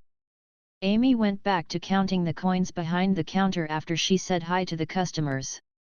She really loved counting coins. Mag started cooking for them. When Mabai comes back with 1,000 gold coins, I can buy enough ingredients and complete the mission. Although the flow of time in the test field had been very much slowed down, he still needed time to practice, so he had to wait until night. There was no need to rush. Breakfast time was relatively not busy. Only 2 customers came besides Mabai, Conti, and the Orc brothers. They were merchants, and had eaten their dinner here last night. They told Mag that they had to leave for the capital of the Roth Empire today and wouldn't be back until after a few months, so they decided to eat the delicious Yongzhou fried rice once more before they left. The opening hours in the morning were over. Mag was cleaning tables. Mabai came in while Amy was bending over a table doing nothing. He put a bag of coins on the table. "Little owner, here, 80 dragon coins and 200 gold coins," he said to Amy with a smile. "Really?" Amy's eyes brightened immediately. She pulled the money bag towards herself with effort and started counting. She separated the dragon coins from the gold coins. "I'll take my leave then, Mag," Mabai said to Mag. Mag nodded. "Thank you for the money." He watched Mabai leave, took a glance at Amy, who was counting the coins merrily, and got back to wiping tables. Amy finished her counting when Mag was done cleaning. "Father, I counted 80 dragon coins and 200 gold coins." "No more, no less," Amy said to Mag. Mag nodded, smiling. "You've done a great job, Amy. Let's put the money in the drawer and recite the 9 times 9 table 1 again." Amy had almost mastered the 9 times 9 table after these few days. "But, Father, I've found a secret. Please don't be upset after you hear it. It seems some money in the drawer has been stolen. We had more when I've counted yesterday, but about half was missing this morning." Amy looked at Mag, a little worried. Mag was taken by surprise. He hadn't expected that Amy had remembered his income every day, and that she was worried about him being upset after finding out that their money had been stolen. He smiled, and explained, "It was not stolen. We have to buy ingredients to make the fried rice, so some money in the drawer will be spent every day. But we'll have more and more money." "I see." Amy's smile returned. "Then let's put the money in the drawer and buy a new dish," she said expectantly. "All right." Mag helped Amy put all the money in the drawer, and then he said in his mind, "I want to buy 3,000 gold coins worth of ingredients." "You have bought 3,000 gold coins worth of ingredients with cash." "Mission complete," the system said instantly. Reward: the experience bag for La Girugiamo. Please enter the test field as soon as possible. Then, a glittering experience bag appeared in Mag's head. "System, give me the experience bag for braiding hair too," Mag said in his mind. Since he had raised 3,000 gold coins and bought enough ingredients that could last him a long time, he'd decided to use the remaining 400 gold coins to buy the experience bag for braiding hair. System has to weigh whether or not supply you with other experience bags. The system seemed a little reluctant. "I'll give you 120 gold coins in cash," said Mag calmly. "Done. The experience bag is in place." Then a blue experience bag appeared in his head. "Money grubber," Mag said in his mind. Then he touched the blue experience bag, and all of a sudden, an enormous amount of information flooded into his head. After a minute, it was done. Now he had almost 100 ways of braiding hair in his head. Ponytail, 2 ponytails, chignon. He could do them all. The system's experience bags were really great. 120 gold coins was a little expensive, though. It was 12,000 yuan on the earth. Nonetheless, it was really worth it if he could make Amy happy. Amy gave Mag's sleeve a slight tug. "Father, Let's go out. Customers won't come until noon, right? Her face was full of anticipation. Amy was at an age when most children were always playing, but she was able to stay in the restaurant helping her father collect money. She was pretty considerate for her age. Of course, Mag couldn't turn down such a request. He nodded with a smile. No, they won't. But let's tie your hair first before we go. Really? Amy's blue eyes widened. But, father, are you going to do my hair like what you have done it yesterday? She said to Mag, a little dubious and worried. She remembered what her father had done to her hair yesterday morning. He had made her hair look like a big bump on her head. She would definitely have been laughed at by other children if she had gone out like that day. Mag was a little embarrassed as he remembered his work. No. It's just I have remembered a super pretty hairstyle just now. It will be perfect. Trust me one more time, please, he said earnestly. Amy looked at Mag's face for a while, and then nodded reluctantly. Okay. I'll give father another chance. If you fail again, then I think Teacher Luna would teach you. Mag nodded, smiling. Thank you. He needn't learn from Luna, though. He could do almost 100 hairstyles right now, and maybe Luna had to learn from him. Mag cut the purple hairband in two and started doing Amy's hair with a comb. As to the hairstyle, Mag didn't have a hard time choosing at all. There was only one true hairstyle for little Lola's, twin tails one.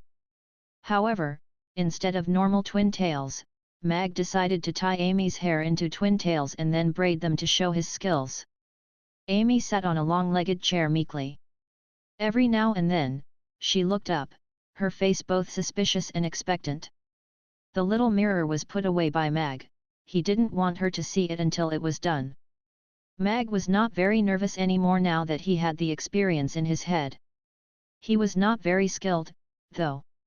According to the steps, he split her hair, made 2 braids, and tied off the braids with 2 hair bands. Then, it was done. Mag took 2 steps backwards and looked at Amy. Her silver hair had been changed into 2 exquisite braids. They were hanging on her front, with 2 little purple bows at the end. Between her beautiful face, her blinking blue eyes, and the black gothic dress, she was really adorable. Amy lowered her head and took a look at her braids. Father, does it look good? She asked, her face filled with expectation. Mag didn't answer her question, but put a mirror in front of her. See for yourself. Wow, Amy looked at herself in the mirror, her mouth wide open. She blinked as if she could not believe her eyes. After a while, she turned to Mag, and said adoringly, Father, this hairstyle is so beautiful. You're even better than Teacher Luna. You're so amazing. Mag nodded calmly. It's a piece of cake. I can change your hairstyle every day. Come on, let's go. He lifted her down from the chair, untied his apron, and put several gold coins in his pocket. Then he took her hands in his own and walked out. Okay. Amy looked up at Mag as she played with her braids. Father is able to do anything, he is so incredible. Mag stayed very calm while his little girl was looking adoringly at him, but on the inside, he was really delighted. The 120 gold coins was really worth it. Amy stopped at the magic potion shop. Father, look. That stupid bird is wearing leaves as clothes. It seems he has no feathers, Amy said in surprise as she pointed at the birdcage. Mag turned to look in surprise. That stupid crow was still alive, and had a new cage. Only the feathers on his head survived Amy's fireball, 2 leaves were covering his important parts like a loincloth. He was staring back at them, very hilarious. Lolly. You too, you have burnt down my palace and destroyed my precious robe. What do you want now? The crow said angrily, but there was weakness in his voice. Stupid bird, be good, or I'll set you on fire, Amy said grimly as she watched that crow. Stop, stop, stop. The bird jumped nervously on his stick. Then he held out his wing, and said, "Well, seeing that you're reasonably adorable, I'll allow you to address me as Fama Odin Ben. You don't need to bow when you see me, and don't worry about my robe and palace anymore." Mag wanted to chuckle as he looked at the crow that was forced to compromise. It seemed he was afraid of Amy too. "You can call him Black Coal," the green parrot cut in. Then she nodded at Mag and Amy. "And call me Sunny, please." "Shut up, Green Pea. You've ruined my reputation again. I have to teach you a lesson today," the crow shouted at the parrot, exasperated. "Stop calling me Green Pea." The parrot was a little displeased. "And your clothes are falling down." She pointed at his leaf under the cage. The crow lowered his head. A leaf was falling slowly. "Oh!" His eyes widened immediately, and he quickly covered his body with his featherless wings. "Excuse me, sir, could you please pick up my clothes for me?" he asked urgently. Amy giggled merrily. She walked over to the leaf and picked it up. "Black Coal, your clothes are in my hand now. I'll give them back if you behave, otherwise, I'll take them with me," she said, smiling. I. Black Coal looked at Amy and didn't know what to do. Just then, a puff of autumn wind came blowing in, and he shivered in spite of himself. He nodded immediately as he looked at the leaf in Amy's hand. "I'll behave." Amy nodded delightedly. "Okay. Remember your words." She stood on tips of her toes to hand the leaf over to the crow, but the cage was too far out of her reach. She was a little anxious. Mag stooped down and lifted her up. Now she was as high as the birdcage. "Now you can reach it. You're the best, father." Amy kissed Mag on the cheek and gave the leaf to the bird. "Here, stupid Black Coal. I accept your favor." Black Coal took the leaf from Amy's hand and wrapped it around his body again. Amy disentangled herself from Mag and waved at the two birds. "Bye, Black Coal and Green Pea." Then she left with Mag. "Bye. But please call me Sunny next time," Green Pea said. "Perhaps she is pretty adorable." "I'll grant her request for now," Black Coal muttered reluctantly as he watched Amy leave. After they left the magic potion shop, Mag and Amy walked towards the middle of the Aiden Square. It was a huge round square. In the middle was a wide and round open space with several plots of land around it. Each piece was occupied by sculptures or gardens which had characteristics of each species. It was said that the Aiden Square was like a big map of the Norland continent, in the middle of which lay Chaos City surrounded by different species. The square was more bustling as they went farther eastward. A lava demon child covered in flaming cracks ran past them, his hair made of flames, looking like a torch. He was chased by a forest troll kid with a blade of grass on his head, followed by two dwarf boys with hammers. In Chaos City, parents could never guess whom their children would play with. When those children ran past Mag and Amy, they would each slow down and look at Amy for a while. In times like these, Mag would scowl at them and give them an admonitory glare, and then he would turn sideways to block their view. She was his little girl. He would never let them play with her. Amy was very happy, though. For the first time, she was being looked at by many children with envy. Mag rested on a stone chair with Amy for a while.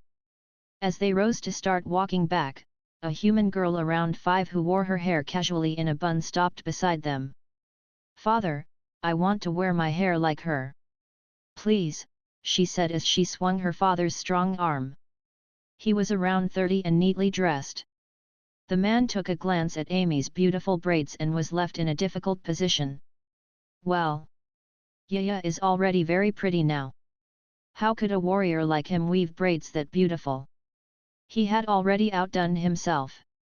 Then he cast Mag a jealous glance. "He has such great skills. Or, he has a good wife who will do their little girl's hair, unlike mine." He was told to take his daughter out because his wife was gambling. "But this hair bun is ugly. I want braids too." The little girl stroked her bun unhappily. I want braids like hers, she said as she pointed at Amy with envy. Then she started crying. The man wiped her tears away. Don't cry, baby girl. I'll buy a lot of good things for you. He gave Mag a sullen look. Mag looked at him compassionately as the man was trying his best to comfort his daughter. It was fortunate for me that Amy didn't go out with her hair bun yesterday. That man's sullen look made him a little proud, though. I'm amazing because I can braid my girl's hair. Then he picked up Amy's hand, and said, Let's go, Amy. Father, give me a minute. Amy walked to the little girl and wiped her tears with her little hand. She is pretty caring. Mag was very happy. The man breathed a sigh of relief too. Hope she can comfort my girl. Don't cry. Only my father can make these braids, your father couldn't make them for you even if you cried louder, Amy said solemnly as she took her hand back. The little girl was about to stop crying before Amy spoke. Then, she was taken aback by Amy's words. She looked up at his father, and then at Mag suddenly. She felt so sad that she burst out crying. I didn't expect that. Mag was surprised by this sudden turn of events. His little girl was indeed not a normal girl. He glanced at the girl's father, who was just as shocked as him and took Amy's hand quickly. Sorry about that. Then they walked off immediately. On their way back, Mag stopped at a pancake stall by the roadside. It was owned by an old man who had a big oven shaped like a cylinder and a large basin full of dark yellow cornmeal paste. He snatched up some paste and slapped it on the side of the oven, and after a little while, it was done. His business was very good. Many people were lining up in front of his stall, and most of them were little children. They were holding 1 or 2 copper coins in their hands, looking around, waiting. Other kids who had no money in their pockets were squatting on the ground, staring at them with a longing look. His trade was easy. Maybe he could sell about 1,000 pancakes in one day. It was cheap, but it was not very hard for him to make 30,000 copper coins in a month, like the old man who sold Xiaobing one in his previous life. Suddenly, Mag remembered that when his predecessor once went out looking for Amy, his little girl was squatting on the ground like those sallow-skinned skinny kids, staring at the fresh-baked pancakes. He tightened his grip on Amy's hand. Let's go home, Amy. Tomorrow morning, I'll make you Rigiamo which would be 100-fold better than pancakes, Mag said with a smile. Amy nodded vigorously. Thank you, father. The food you make is the best. She obediently left with Mag. When Mag and Amy walked past that magic potion shop again, the lean old man in his black robe was bathing his 2 birds with a watering pot. Hearing footsteps, Urian lifted his eyes and took a glance at Mag, and then at Amy. Suddenly, a little green flame appeared in his deep eyes. Mag turned sideways to hide Amy and nodded at Urian with a smile. Then, he took Amy's hand and walked towards his restaurant. Father, why didn't we say hello to Black Coal, Green Pea, and that old magic caster? Amy looked up at Mag and asked a question curiously after they walked off. We've burnt down his birdcage yesterday, so it would be a little awkward if he asked about it. Besides, I've already said hello, Mag answered with a smile. Although the bird had it coming last day, it was still a little embarrassing. After all, they were still neighbors. The way Urian looked at Amy had made Mag a little vigilant. He had seen greed in his eyes. If he were still that formidable knight, his sword might have already been at his throat, and he would have asked, "What are you looking at?" However, he was not nearly as strong now. If he had done that, he might get a watering pot thrown at his head, and then probably a fireball. Mag decided to keep a wary eye on him before finding out his true intentions. I can't let Amy go out alone. System, how much for the strength? Mag asked in his mind suddenly. System will warn you seriously, strength is not for sale. Accomplish your missions and you may get chances to improve your strength, the system stressed solemnly. 1,000 gold coins. It's not for sale. 5,000 You don't have the right to buy strength. 10,000 gold coins. Mag raised his offer again. The system was silent for a while. Then a few fireworks cracked in his head suddenly and turned into a line of colorful words, permission granted. Strength plus 0.5, status, available, price, 10,000 gold coins. Holy moly! That is 1 million copper coins. You're so greedy. I have to sell 3,000 plates of Yangzhou fried rice to earn that money, Mag said in his mind. Then he smiled. I don't have enough money right now, can I buy it on credit? Ha ha ha, an ellipsis went across Mag's head. Serious warning, every transaction will be made with cash. No credit allowed, the system said grimly. Mag felt rather good after teasing the system. He calculated that he needed about a month to sell 3,000 plates of Yangzhou fried rice. He couldn't make 10,000 gold coins in a short time. Yet the new dish was about to come out soon.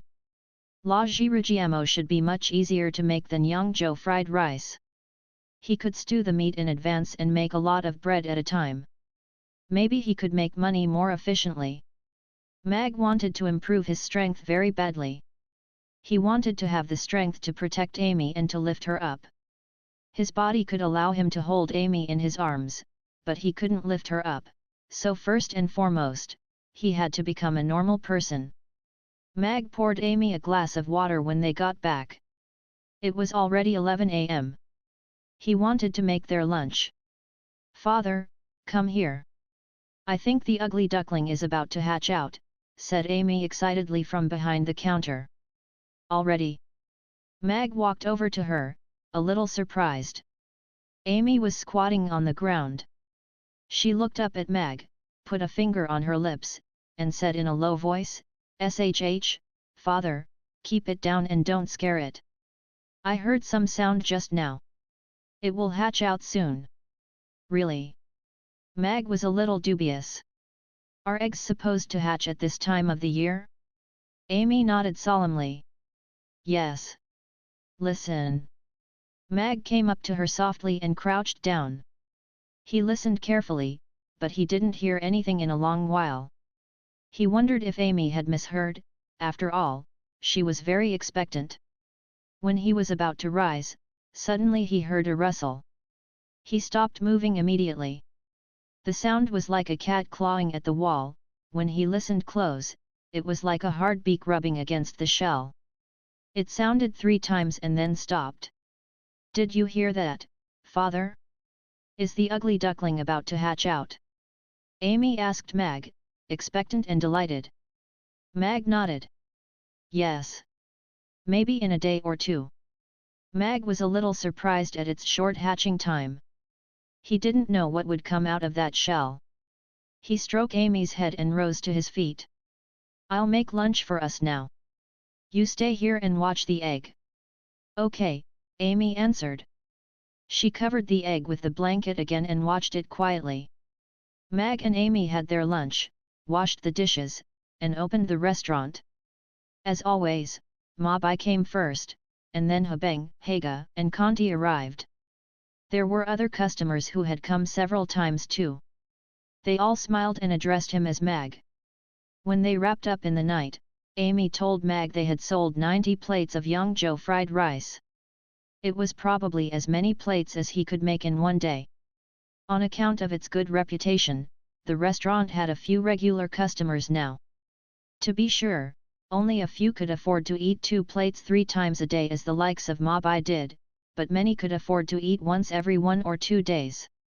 Before she went to wash up, Amy crouched down beside the blanket-covered egg, and said seriously, "Ugly duckling, sleep tight and come out tomorrow, or I'll burn you with my fireball."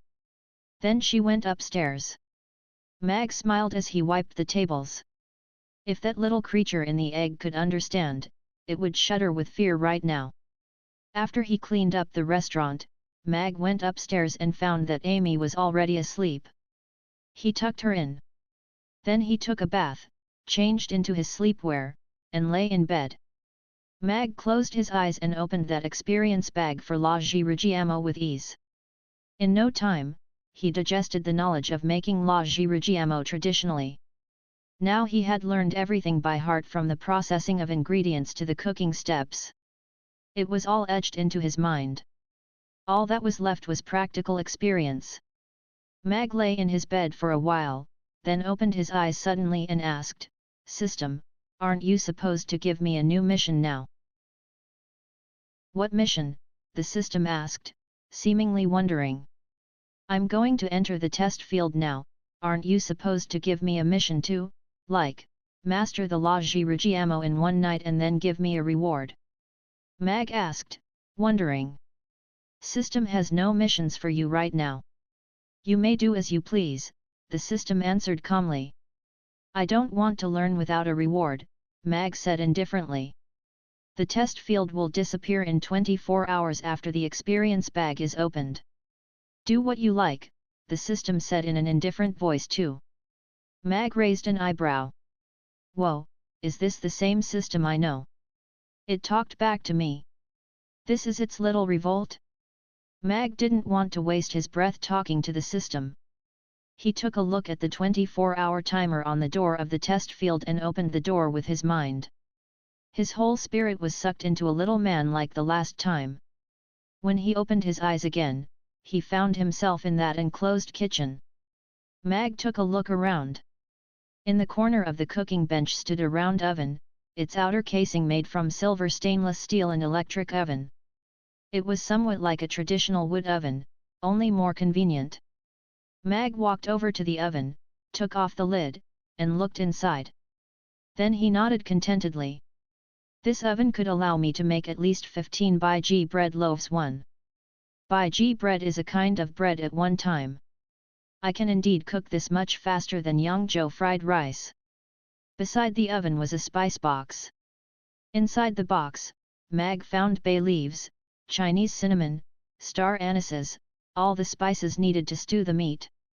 A few bags of flour were lying in the kitchen cupboard, and there was a half-drawer of streaky pork and a small pile of pork ribs in the fridge. "Well, now it's time to show off my true cooking skills." Mag washed his hands first and took a large piece of streaky pork from the fridge. After washing it, he cut it into chunks that were 15 centimeters long and 10 centimeters wide.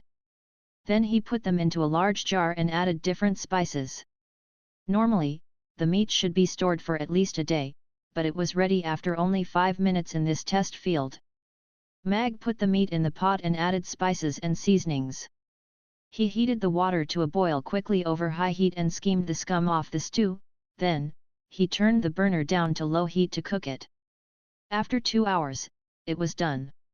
As the stew was simmering, Mag started his journey with flour for the first time. After practicing thousands of times when learning the Yangzhou fried rice, Mag's cutting skills made him capable of dealing with almost all the work in the kitchen. However, kneading dough was another matter entirely. It called for strength, as well as skills. Although the system would help him recover his strength every hour, kneading dough was quite an effort. He had to rest for a while every 15 minutes or so. His weak body was really cramping his style. It took him more than an hour to get the dough thoroughly kneaded. When the dough was ready, he let it rest for half an hour. Then, he tore it into small balls. He took a ball of dough, stretched it long and thin, rubbed some sesame oil on its top, and sprinkled some pepper salt on it. Then he rolled it up, pressed it flat with his hand, and made it round with a rolling pin. By now, the bread was ready to be baked. Mag turned on the oven, preheated it, and put the bread on the hot cooking surface to harden it. Then, he moved it to the side of the oven and let it stand vertical till it was ready. He made 16 Baiji bread loaves on his first try. When the bread loaves were ready, Mag took one from the oven. Since it was his first time, the bread was not very well shaped, and it had some cracks. He hadn't been very successful. The stewed meat was almost ready too. As he opened the lid, the pleasant aroma tickled his nose. The light brown meat looked good, some fell apart, though. There was still room for improvement. He remembered when he had Rigiamo and Xian1 in his previous life, he had written down some comments and requirements in his microblog afterwards. Now he had to act on his own requirements. His face became a little sour. You reaped what you sowed. He didn't know how long it would take him to make a Rigiamo that good. Then Mag started his tedious mission of making La Ji Rigiamo again and again.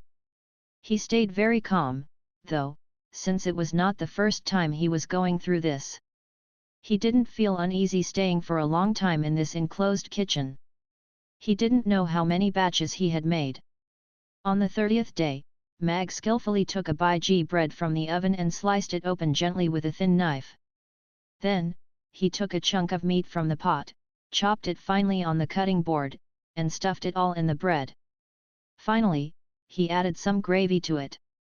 A steaming La Ji Rigiamo was now ready. System, what about this one? Mag asked, full of anticipation. According to your comments and requirements before, 1.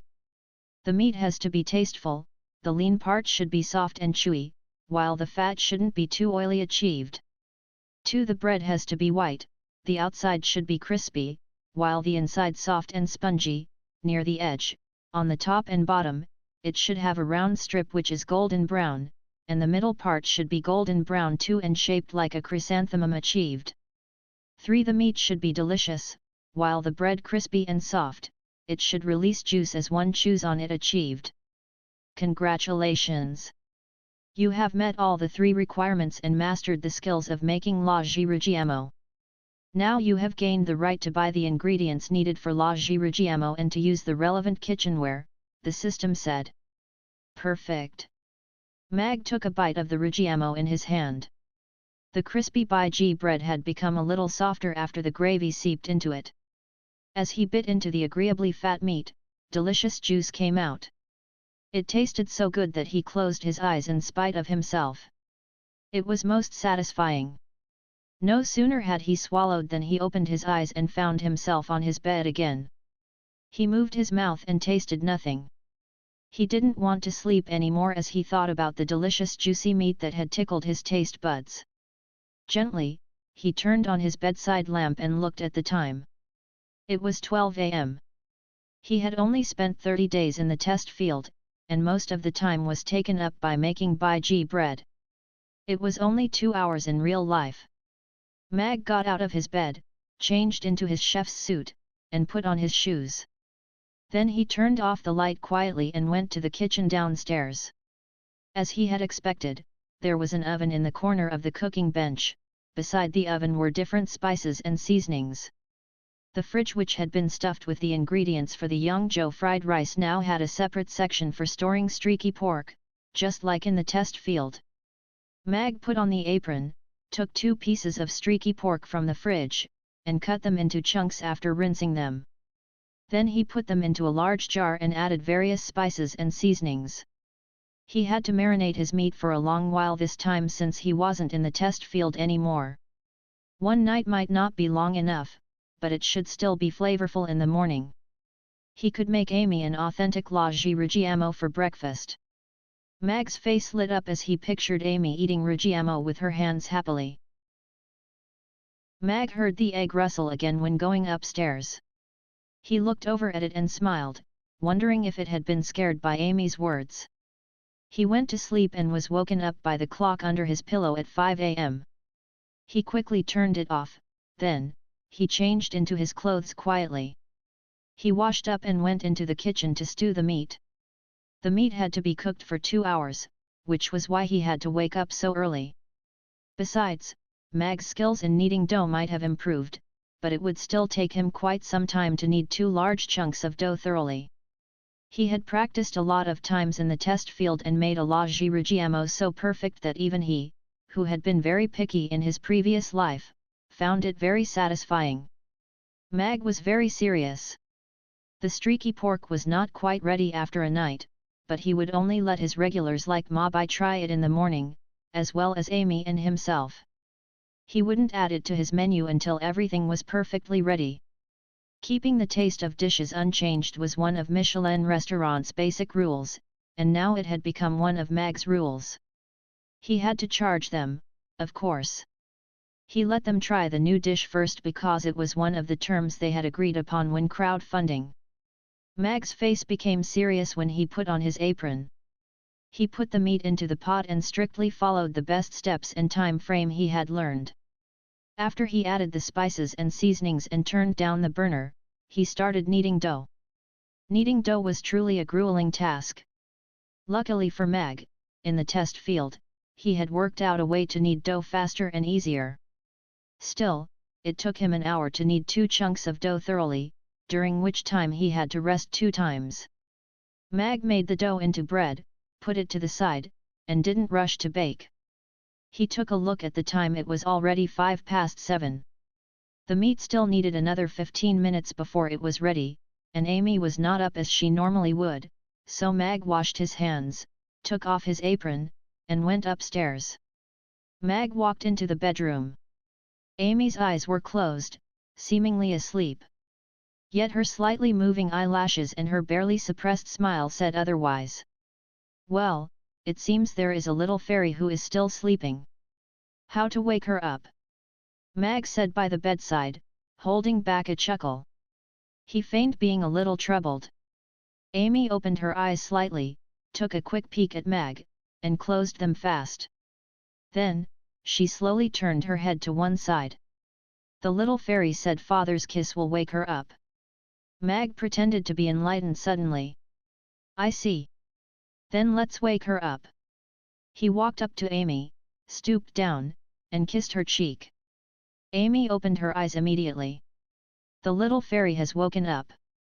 She threw her arms around Mag's neck and stood up, giggling.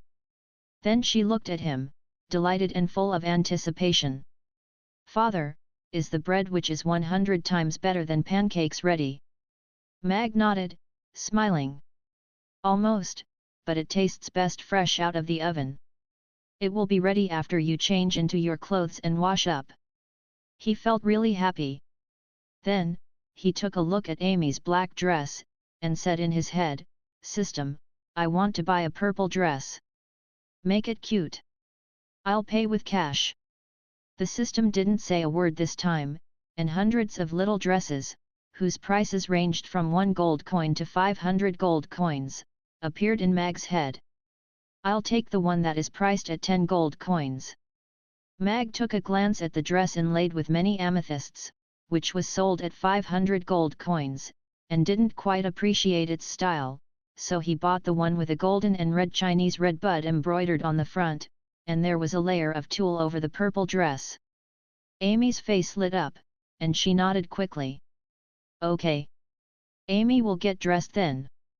After the system said the dress was ready, Mag walked to the wardrobe and then turned around with a smile.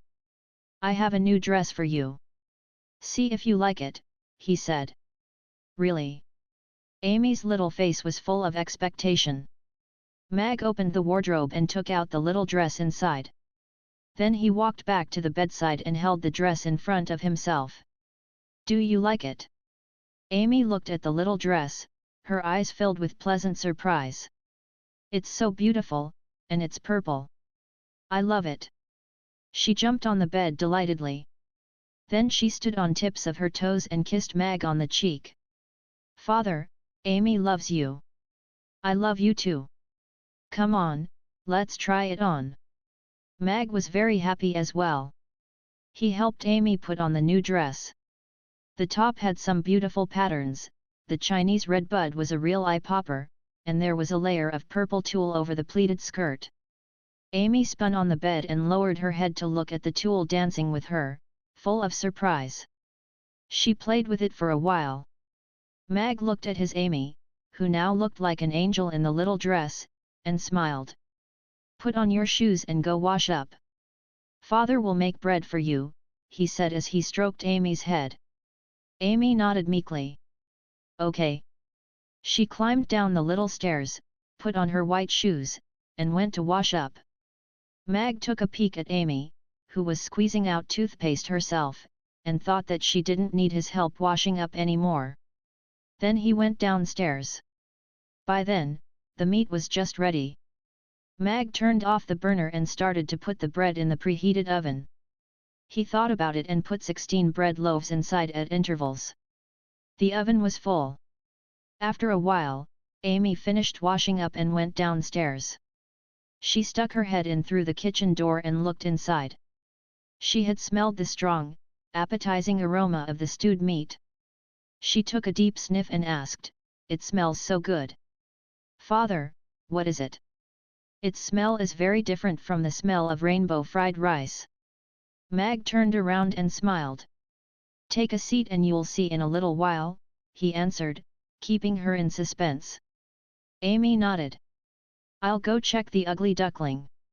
She walked to the counter and crouched down beside the egg. She leaned close and listened for a while. "Wake up now, ugly duckling. Come out today, or I'll roast you right now." Suddenly, the once quiet egg rustled, seeming to be a little uneasy. Amy nodded. "That's the spirit. Go and smash it." The rustle became faster as if it were trying its best to avoid being roasted alive. Mag shook his head as he smiled in the kitchen.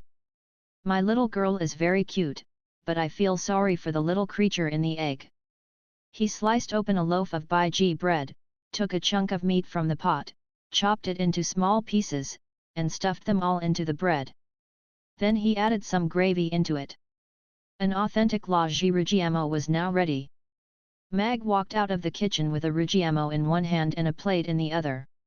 "Amy, the bread which is 100 times better than pancakes is ready. Come here and try this la jirujiamo." "Coming." Amy stood up immediately and walked up to Mag. She climbed onto a chair and stared at the steaming rujiamo in Mag's hand. She thought she saw something in the white bread. The pleasant aroma made her swallow some saliva in spite of herself. She couldn't tear her eyes away from the bread. Mag put the plate in front of her first, and then he placed the rujiamo open side up and handed it to her. "Be careful. It's hot. Eat this side first, there is some gravy inside," Mag said as he smiled. Amy nodded. "Okay." She grabbed two edges with both hands and her attention was totally captured by it. Her eyes brightened as she saw the beautiful little circles of burn marks on the white surface. "It's beautiful." The bread was stuffed with stewed meat. The pleasant aroma that Amy had smelled was coming from the meat, and it made her hungrier. She brought the rujiamo to her mouth and took a bite. Crack, the crispy surface made a soft sound. All of a sudden, Amy's eyes lit up as she bit into the crunchy baiji bread and tasty meat. "This white bread is so soft and easy to chew, unlike the pancakes, which always make my teeth hurt, and it's so sweet and tastes a lot better than the pancakes," Amy thought. "And the best part is the meat, which releases tasty juice as I chew on it. The sweet bread is made better by it. It's very delicious. Do you like it?" Mag asked expectantly. Amy nodded vigorously. "Yes, it's very good. It's 100 times better than pancakes. No, 1,000 times better, no, 10,000 times better than pancakes." She took another large bite and chewed merrily, her face full of happy smile. Mag nodded. "That's great. There are more." He smiled and felt pride as he looked at Amy holding the rujiamo in her hands like a little squirrel, chewing happily and making soft little sounds all the while. He had spent 30 days in the test field without any sleep or rest. He had had to marinate the pork in the middle of the night, and he had woken up at 5 to make rujiamo. Nonetheless, it was all worth it. Because he wanted to protect that smile. Mag watched Amy eat more than half, and then he went into the kitchen, took out a loaf of bread, and made a rujiamo for himself. He took a bite. The sweet, soft baiji bread and the juicy meat mixed in his mouth. The meat was streaky pork, but it was not oily at all. The delicious gravy and the taste of the sweet baiji bread tickled Mag's taste buds incessantly. He felt so good to stuff his mouth with meat, and the aftertaste of the meat remained in his mouth after he swallowed. Mag's eyes brightened. "Perfect. As expected of me. It is my requirements that have led to this authentic la jirujiamo." He took another huge bite. This gourmet food was so different from Yangzhou fried rice, whose ingredients were chopped very finely. He really needed this for a change. "Father, Amy wants one more," Amy said as she opened her hands after she finished her Rugiemo, her face excited and anticipating. Mag nodded with a smile. "All right. I'll make you another one." Then he put the half Rugiemo in his hand to the side. As he made the second Rugiemo for Amy, he asked in his mind, "System, what's the cost of ingredients for one Rugiemo?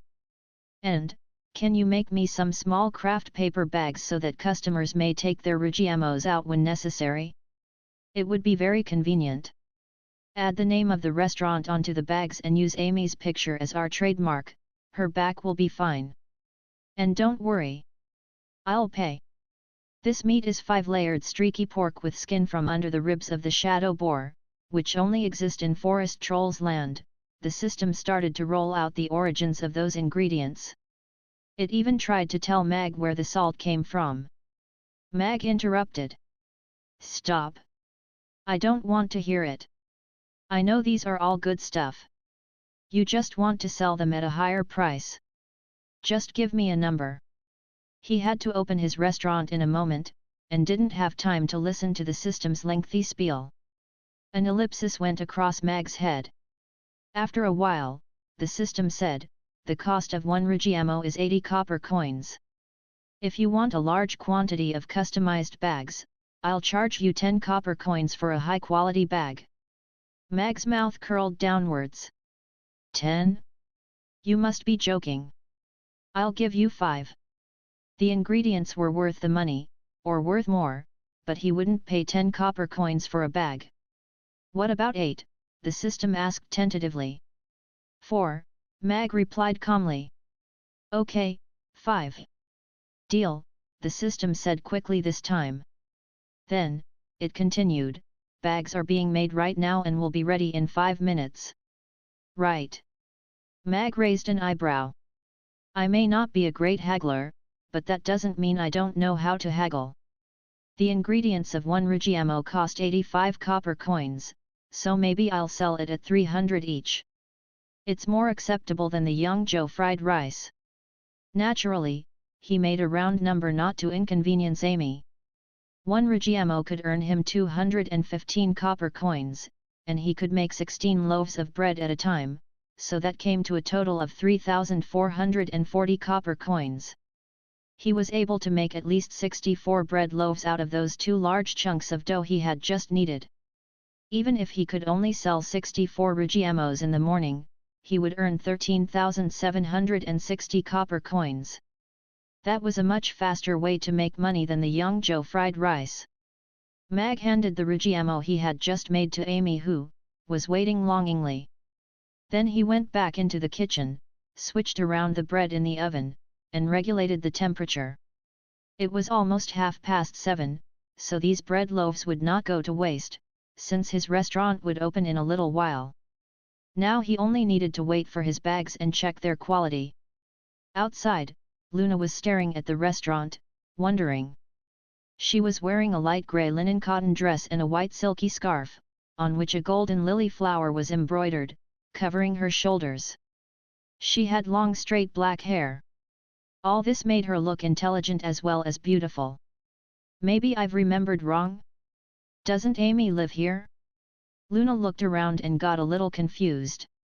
This was the last house on the Aiden Square, and she still remembered the signboard hanging outside the forge.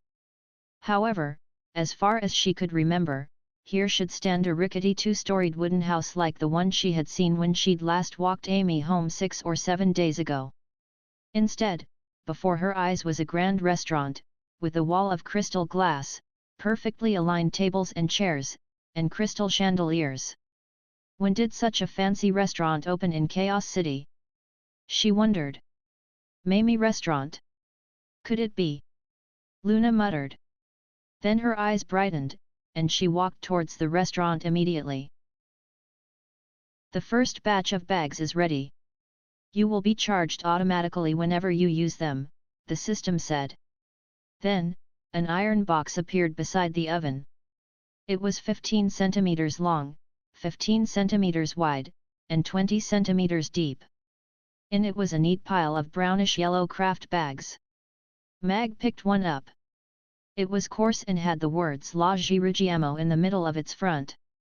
He turned it over and saw two golden words Mamie Restaurant in an arc, below which was the back of a little girl sketched in black.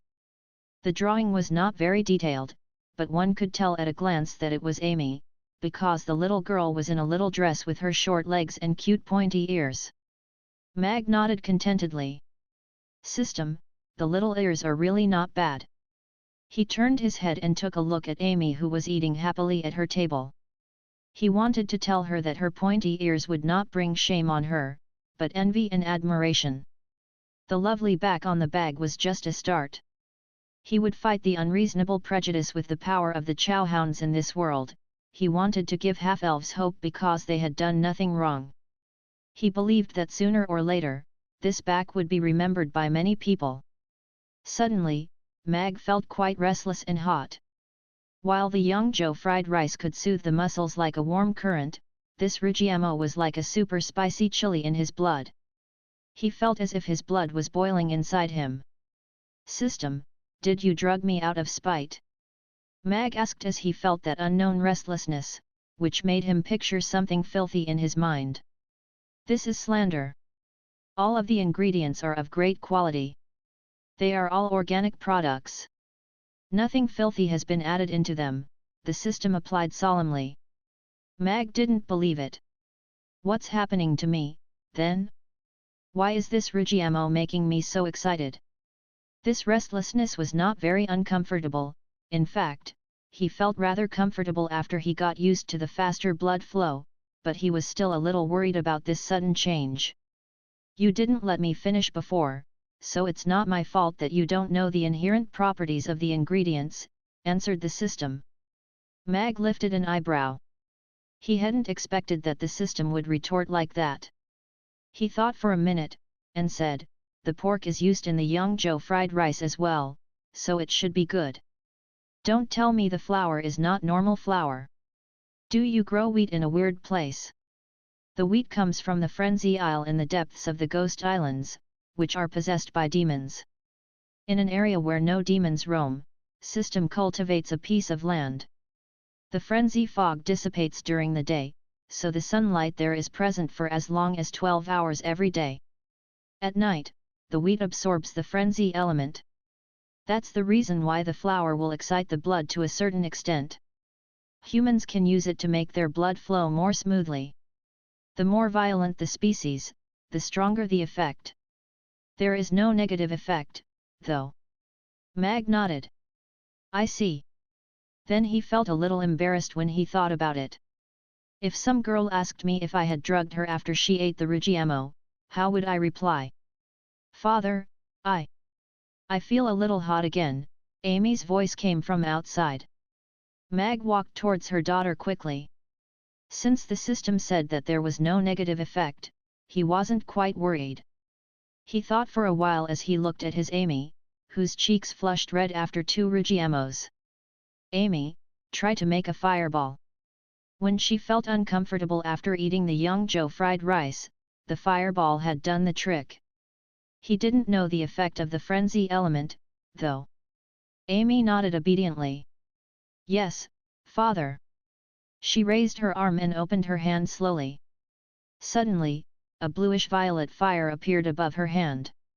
It was more than a meter tall, and was dancing violently, seemingly very unstable. Mag fell back unconsciously. The flame was a little violent, bigger, darker, and purpler. After she released the flame, Amy's red face became normal slowly. The air surrounding them got hot instantly. The fire was more terrifying than before. Come back, fire, Amy said solemnly as she looked at the seemingly uncontrollable fire. She coiled her hand slowly, and the restless flame was gradually squeezed up as if by an invisible hand, and turned into a dark bluish-violet fireball in her little hand. She may be a genius, Mag thought proudly as he looked at Amy play with the fireball. She closed her hand, and the fireball vanished. It seemed the frenzy element could improve the power of Amy's fireball, but it remained to be tested. After he made sure that there was nothing wrong with Amy, Mag tied her hair into 2 pigtails. She loved this hairstyle, and maybe she wouldn't change it in a long while. Mag put the comb back in the drawer and took a look at the time. It was just 7:30. He walked towards the door. Mag opened the lock, pulled the door open, and froze for a moment when he saw a girl standing outside. She was around 20, of medium height, a little slim, and in a light grey linen cotton dress. Around her shoulders was a white silky scarf with a golden lily flower embroidered on it. Her black hair was long and straight, her face was pretty, and her dark eyes were extra bright. She looked artistic and intelligent. It seemed like she was about to knock at the door when it suddenly opened. Her hand stopped halfway. She looked at Mag and took her hand back, a little embarrassed. "Good morning, does Amy live here?" she asked gently. Luna was also taken aback when she saw Mag. "Who is he? He is clean and neatly dressed. What is he doing here? Did he squat in Amy's house and open this restaurant? Could it be?" Some troubling thoughts went across her mind. Sure, Chaos City was run by the Grey Temple, but still many evil things were happening quietly in the dark, which even the Grey Temple could do nothing about. "Teacher Luna, what brings you here?" Amy said before Mag could speak when she heard Luna's voice. She ran towards them, slid under his arm, and looked at Luna, her eyes full of pleasant surprise. Then she held Mag's apron and said proudly, "This is my father. He is really good at cooking." Luna was much relieved when she heard Amy's voice, but as she dropped her gaze to look at Amy, she was taken aback. Amy was wearing a beautiful purple dress today, with an exquisite golden red embroidered flower on the front. She had 2 skillfully braided cute little braids, and her clean face was full of joy. Amy used to wear old linen clothes and crouch in a corner all by herself with messy hair, which was a really sorrowful sight. However, now she had become a lovely princess. Luna was both surprised and relieved. What surprised her even more was that the man was Amy's father, who had been badly ill as far as she could remember. Once, when she saw them from afar, he was wearing shabby old cotton clothes. He hobbled, hunched up, his face half covered by his whiskers, looking like a very old man. Luna didn't know what dramatic changes had fallen on him in such a short time, but still she nodded at him with courtesy. "Nice to meet you. I'm Luna Field, who taught Amy math before. I haven't seen her at school for a few days, so I wanted to check on her before I go to work," she said with a smile. Mag nodded, smiling. "Nice to meet you, Miss Field. I'm Mag, Amy's father. Thank you for all the things you've done for Amy." He could sense certain vigilance and distance the smiling girl maintained, and he liked it too. She was the teacher Amy had often mentioned, and treated Amy well in this Chaos City. She'd taught her math, let her inside the classroom, brushed her hair, and often gave her something to eat, which would be taken home by her and shared with her father. It could be said that she had warmed Amy and protected her last bit of innocence when he was at his lowest point in life. Doubtlessly, Mag would always remember that. His predecessor might have not talked to Luna directly, but he had done his research on people who would come into contact with Amy. It was not very detailed, but still detailed enough to know whether they were dangerous or not. Luna should be of noble birth in the Roth Empire. Somehow, she ended up in Chaos City and became a math teacher in the Chaos School under the Grey Temple. "You're welcome. I'm glad to see Amy is okay." Luna smiled and stroked Amy's hair. Her vigilance was totally gone when she looked at Amy, her smile sincere and gentle, like a mother's. "Teacher Luna, don't worry. I'm all right." Father conjured up a big house and made Amy delicious rainbow fried rice and rugiamo, said Amy with a smile. Then she held out her little hand and grabbed one of Luna's fingers. "Father, will you make a plate of rainbow fried rice for Teacher Luna, please?" she begged as she looked back at her father. Mag nodded, smiling. "Sure." Then he looked at Luna and said, "Miss Field, please come in if you haven't had your breakfast." Well, Luna hesitated. It was true that she hadn't eaten her breakfast, but she only came here to see Amy, and it would take her more than 20 minutes to get to the chaos school. She might be late for class if she ate here. Teacher Luna, please come in. Father's rainbow fried rice is really great, Amy begged as she swung Luna's finger. Luna took a look at Amy's expectant face and saw that she really wanted her to try this fried rice very badly. Her heart softened, and she nodded with a smile. Okay. Then I'll have a plate of this rainbow fried rice. Please come in. Mag held the door open for her and turned sideways to let her pass. Luna nodded gently. Thank you. She took Amy's hand and walked in the restaurant, feeling good and comfortable because Mag had held the door open for her, and because he had a kind smile and kept his distance. She hadn't seen a man so gentlemanly for a long time since she came here. Mag took a look at Mobai's forge as he turned over his sign, feeling a little surprised that he hadn't come for his breakfast today. Then he went back inside. Luna took a look around as she held Amy's hand. The restaurant was decorated with brown and grey, which made her very comfortable. The paintings on the wall were of surprisingly high taste, the brown log tables and chairs were evenly placed. It wasn't crowded at all. The beautiful chandeliers and bright restaurant were grand, but made her feel at ease. She hadn't ever been to a restaurant like this before. Such a comfortable restaurant couldn't be found even in the whole capital city. She took her seat by the window. I'd like a plate of rainbow fried rice that Amy recommended. Thank you, she said as she looked up at Mag. Mag nodded with a smile. Okay. Please wait a second.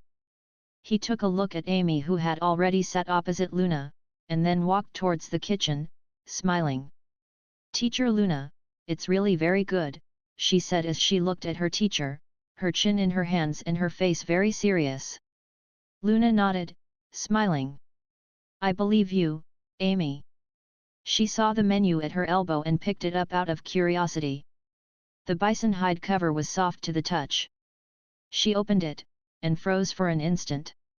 There was only one dish on such a big menu. Yangzhou fried rice. Luna read in a low voice. It should be the rainbow fried rice that Amy has talked about. But what is Yangzhou?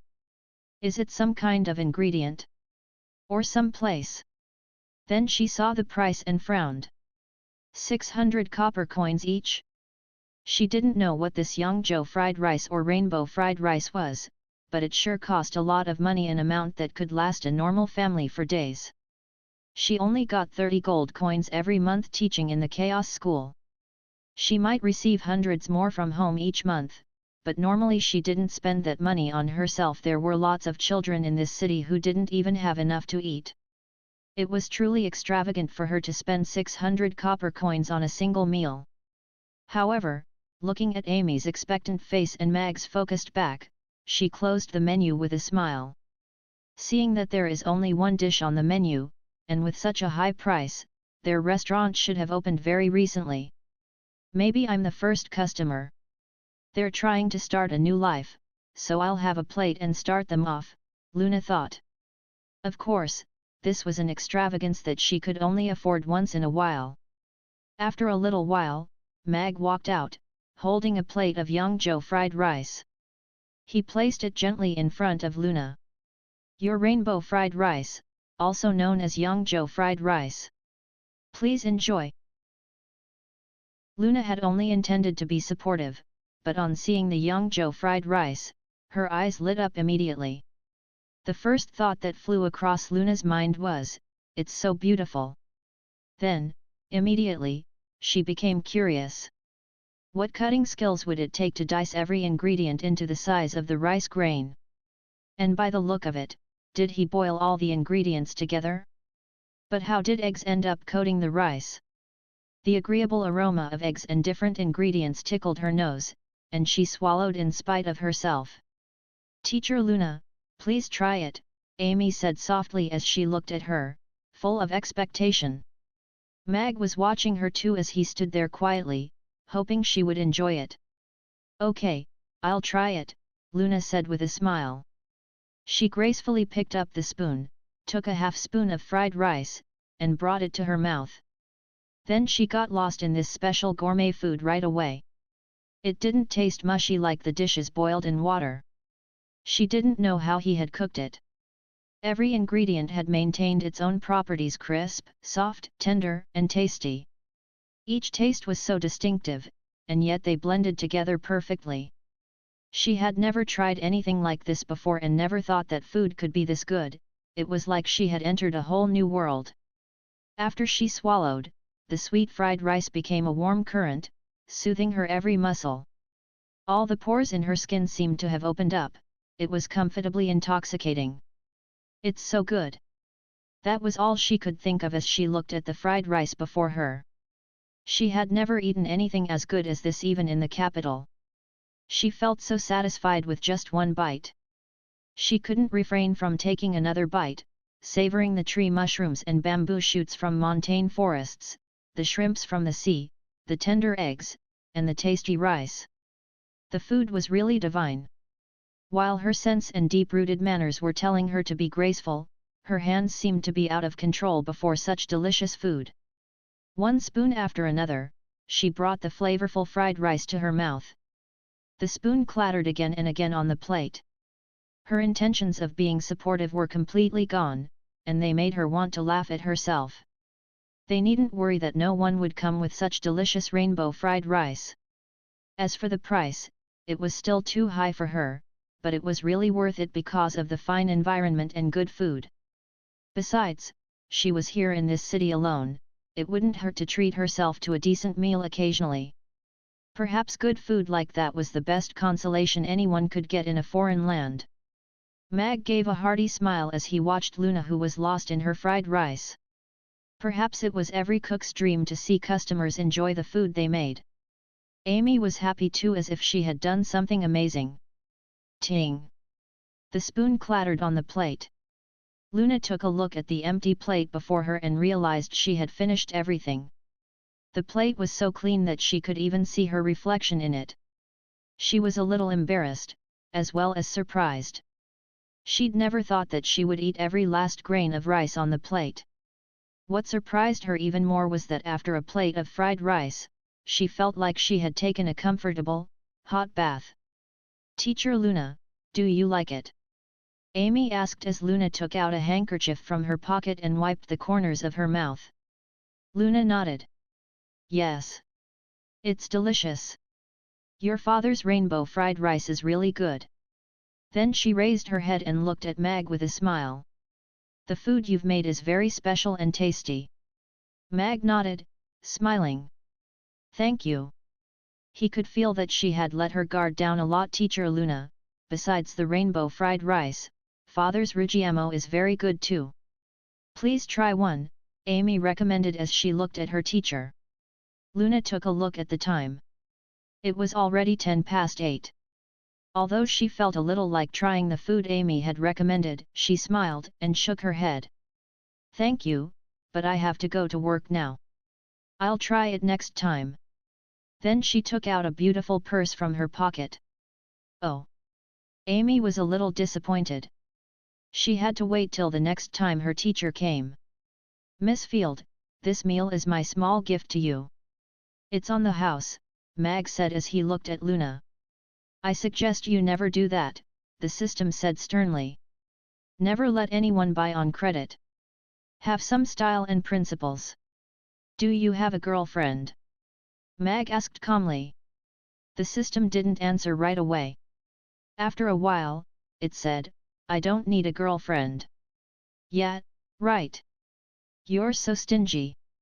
You don't even have a friend, let alone a girlfriend," Mag sneered. Then he glanced at Luna. "She is so good to Amy. If I treat her to a meal, what of it?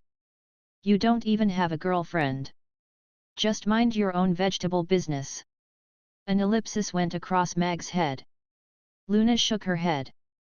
"Thank you. But I think I'll pay for my own food." "It's only natural," she said solemnly. Then she pulled 6 gold coins from her purse and put them on the table. She gave Amy's head a stroke and was ready to leave. Mag didn't insist. He knew that some people were like that. Please wait for a second, Mag said as he strode towards the kitchen. Yes. Luna looked at Mag's back, wondering. She paused there and didn't rush to leave. A minute later, Mag came out with a craft bag. He handed it to Luna with a smile. This is our new dish. It's not on our menu officially, though. If you don't mind, please try it and tell me if there is anything different I should do. Luna hesitated for a while. Then she took the bag after she took a look at Mag's smile and Amy's expectant face. Thank you, she said. She could feel that they sincerely wanted her to take it, so she didn't want to turn down their kindness. The strong aroma of meat went out of the bag, in which she found a white bread. It was sliced open and stuffed with meat. This should be the rigiamo that Amy talked about. She was almost full after a plate of fried rice, but now she felt hungry again all of a sudden. She looked at Amy and smiled. I'll take my leave then. You can come to school if you want to, Amy. You can come to all of my classes. Amy nodded. Thank you, Teacher Luna. But I'm learning the 9 times 9 table from my father recently. 9 times 9 table? Luna wondered. She didn't know what Mag had taught Amy, but she didn't have time to ask him today, so she nodded at Mag, turned around, and walked towards the door. That was when Mabai opened the door. Looks like I'm not the first customer here today, Mag. He turned sideways to let Luna pass, and dropped his gaze to the bag in her hand. As he smelled the strong meat aroma, his eyes lit up. The new dish has come out today. Mag nodded at Mabai and smiled. Yes. You've bought the receipts, so you can try the new dish in advance today. Right. As much as I love the Yangzhou fried rice, I don't want to miss the new dish. I'll have a plate of Yangzhou fried rice and a new dish. Mabai took his usual seat and looked at Amy with a smile. Good morning, little owner. Mag nodded. Okay, please wait a minute. Then he turned around and walked into the kitchen. Amy nodded. Good morning, Dwarf Grandpa Mabai, she answered without turning back as she watched Luna leave from the window. Little lady, I have a small request. Could you please skip the word dwarf? Mabai tried to sound soft and gentle. As Luna was out of sight, Amy turned around and nodded at Mabai. Sure, Dwarf Grandpa Mabai. Mabai was taken by surprise. However, as he looked at Amy's innocent face, he didn't think for 1 second that she had done it on purpose. What could he do? He had no choice but to let it go and give up. Luna walked quickly towards the exit of the Aiden Square with the rigiamo in her hand. The Chaos School was not far from the square, but since the square was so huge, it would still take her more than 10 minutes to get there even if she took the straight way right across the square rather than the crescent street. The aroma of meat tickled her nose, and Luna didn't know how many times she had swallowed her saliva. Normally, she wasn't quite fond of meat, and mostly lived on vegetables, but now she wanted to take a bite of this rigiamo very badly. Take a bite to try it. At last, Luna couldn't help but stop next to a big tree. She looked around and made sure that no one was around. Then, she held the bag in 2 hands, pushed her rigiamo a little upwards, and took a bite in the middle. Outside was soft, sweet baiji bread, while inside was soft stewed meat. As she bit into it, tasty juice was released, all her taste buds were cheering and dancing, making her close her eyes despite herself. After she swallowed, it became a little violent and ran quickly in her blood. She couldn't refrain from letting out a moan of comfort. Luna opened her eyes instantly and covered her mouth, blushing. Was that me? How could I have let out such an embarrassing sound? She glanced about carefully, and felt much better when she had found no one around. Then, she dropped her gaze to the rigiamo in her hand, and didn't know what to do. It was so delicious. She didn't know the ingredients, though. Her blood became restless after she swallowed. That was why she had made that strange sound. Now she felt lucky that she didn't eat it in the restaurant. If she had let out that sound before Mag, that would have been so awkward. Should I eat it? Luna couldn't make up her mind. The restlessness in her blood was slowly changing into a rhythmic tide. She didn't feel uncomfortable anymore. Between that and the relaxing feeling the Yangzhou fried rice had brought her, her energy was being woken up. Her face was still red and burning. If this feeling kept building after I ate it, my face might be red the whole morning.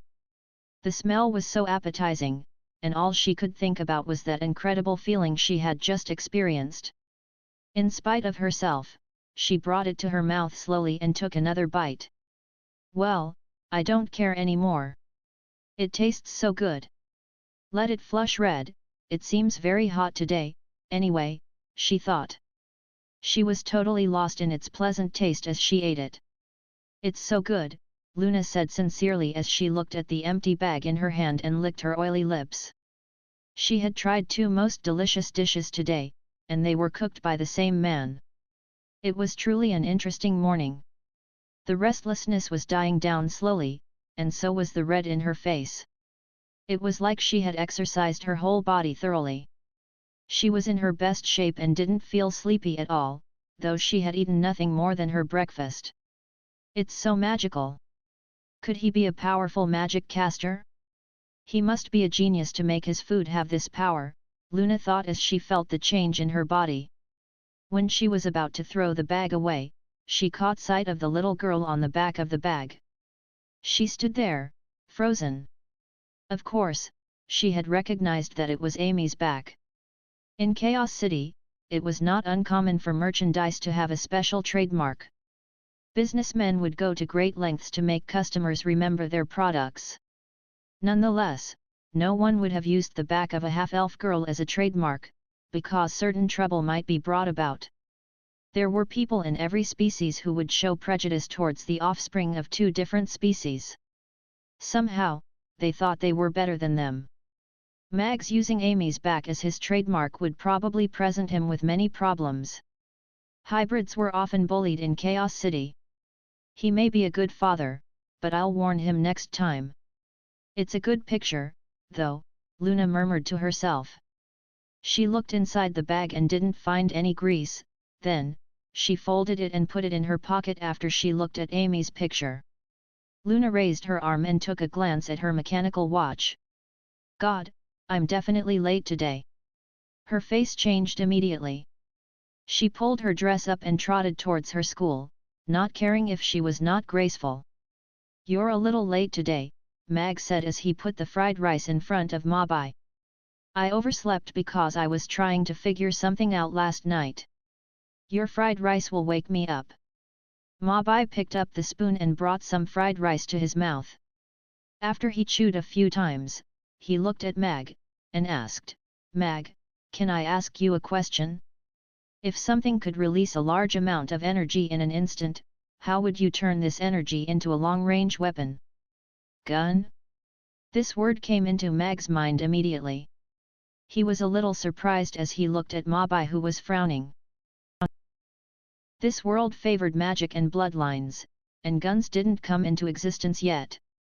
In Mag's memory, even fireworks were only seen in the royal palace in the capital during festivals, meaning best wishes to the people. The alchemists treasured their methods and recipes so much that they were not going around among common people, so Mag had no idea what Mabai was referring to. What kind of energy? He asked curiously. Mabai looked at Mag and hesitated for a moment. Then he put down his spoon and signed with his hands. Like a fireball explodes after being contracted to a small one. Mag lifted an eyebrow. Now it's more like explosive. He didn't know what that energy was exactly, but based on Mabai's description, guns were definitely the best option to turn this energy into a long-range weapon. The barrel could propel the bullet to a high speed as long as it was able to confine that sudden burst of energy. Thus, it would become a long-range weapon. Now Mag had a general idea. After all, he had lived many years in a world which was far more advanced in technology. Besides, he had practiced a lot on shooting ranges in America, so he was quite familiar with guns. He was so quick at disassembling guns that he could even match his father's bodyguards. However, he had his worries. If guns came into being, their horrific power would definitely change this continent, which had been enjoying peace for more than 100 years after a war that lasted a millennium, from a world of magic and cold steel into a world of guns and explosives. Humans had the largest numbers. If they acquired the skills to make guns, their strength would absolutely peak, though they had managed to earn their little corner by magic casters and knights. The balance on the Norland continent might be shattered again, and a new war among species would sweep the whole continent. Now that he had Amy, Mag wanted nothing more than world peace. The guns were like Pandora's box. Once it was opened, there was no way to box the evils back in. Mag didn't want to see guns in this world. Although he had no intention to help Mabai, Mag still asked out of curiosity, "What do you want to do with it?" "Kill dragons," Mabai answered seriously as he looked into his eyes. "What have dragons done to you? Why do you have to kill them?" "Aren't dragon babies cute?" asked Amy, puzzled. "That young man who loves smiling wants to kill dragons, dwarf grandpa wants to kill dragons, so what are dragons anyway? Why does everybody want to kill them?" Mag was a little surprised too. Conti had everything he needed to kill a dragon: his sword and armor, and not his black donkey, so it made sense when he said he wanted to kill dragons. However, it felt strange when the same words came out of Mabai's mouth. Mag would have laughed if it hadn't been for the other party's serious look. "You must think I'm joking." "It's all right, I agree with you, actually." Mabai laughed. When Mag really believed that it was merely a joke, Mabai coiled his hand into a fist slowly. "But maybe that's the only reason why I'm still alive and waving that hammer. When I was 30, a red dragon ate my father, and it's still wandering around the continent, killing people. I think I will not die in peace until I kill it with my own hands. But I don't have the skills that Mag Alex has, so I have to find my own way. Now I have to deal with this major problem, or everything I've been doing will be in vain." Mag's feelings became mixed as he watched Mabai's clenched fist and throbbing vein on his forehead. Conti Nicholas wanted to kill dragons to prove himself and to win the title of Dragon Slayer.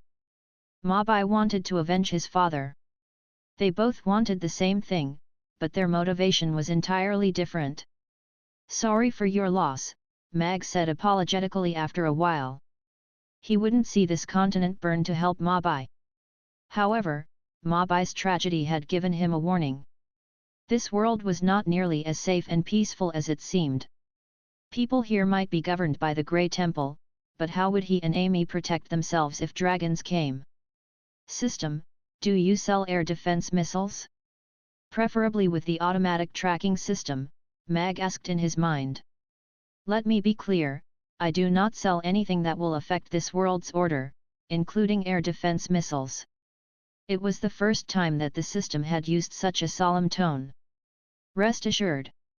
I love world peace too. I just want some protection, I won't use it unless I absolutely have to," Mag said calmly. "What if some bad dragon went crazy and attacked this restaurant? I would be killed like Mabai's father." "I'm no good to you dead," he coaxed. The system was silent, seemingly deliberating. "You can't afford it," it said with contempt after a while. Mag lifted an eyebrow. "That's a good comeback. I'm despised by the system. Yet that meant it would sell for a good price. I'll set up several missiles on the rooftop when I have a lot of money. If some dragon wants to do anything stupid, I'll use the Patriots to teach him a lesson. If that red dragon, which Mabai wants to kill, happens to come to Chaos City, maybe I'll sell him one. Looks like he has been up to something big these years. He must have saved a lot of money. After all, one weapon can fetch him 1,000 gold coins. That's one of the fast ways to make money. It's all right. I haven't mentioned this to others for many years," Mabai said as he shook his head. "I just wanted to get this off my chest because it's so comfortable here." Then his smile returned, and he picked up the spoon again and got back to eating his fried rice. Mag took a look at Mabai and turned to walk towards the kitchen. He wouldn't change his mind and decision for now. In this world, guns were not a necessity for killing dragons.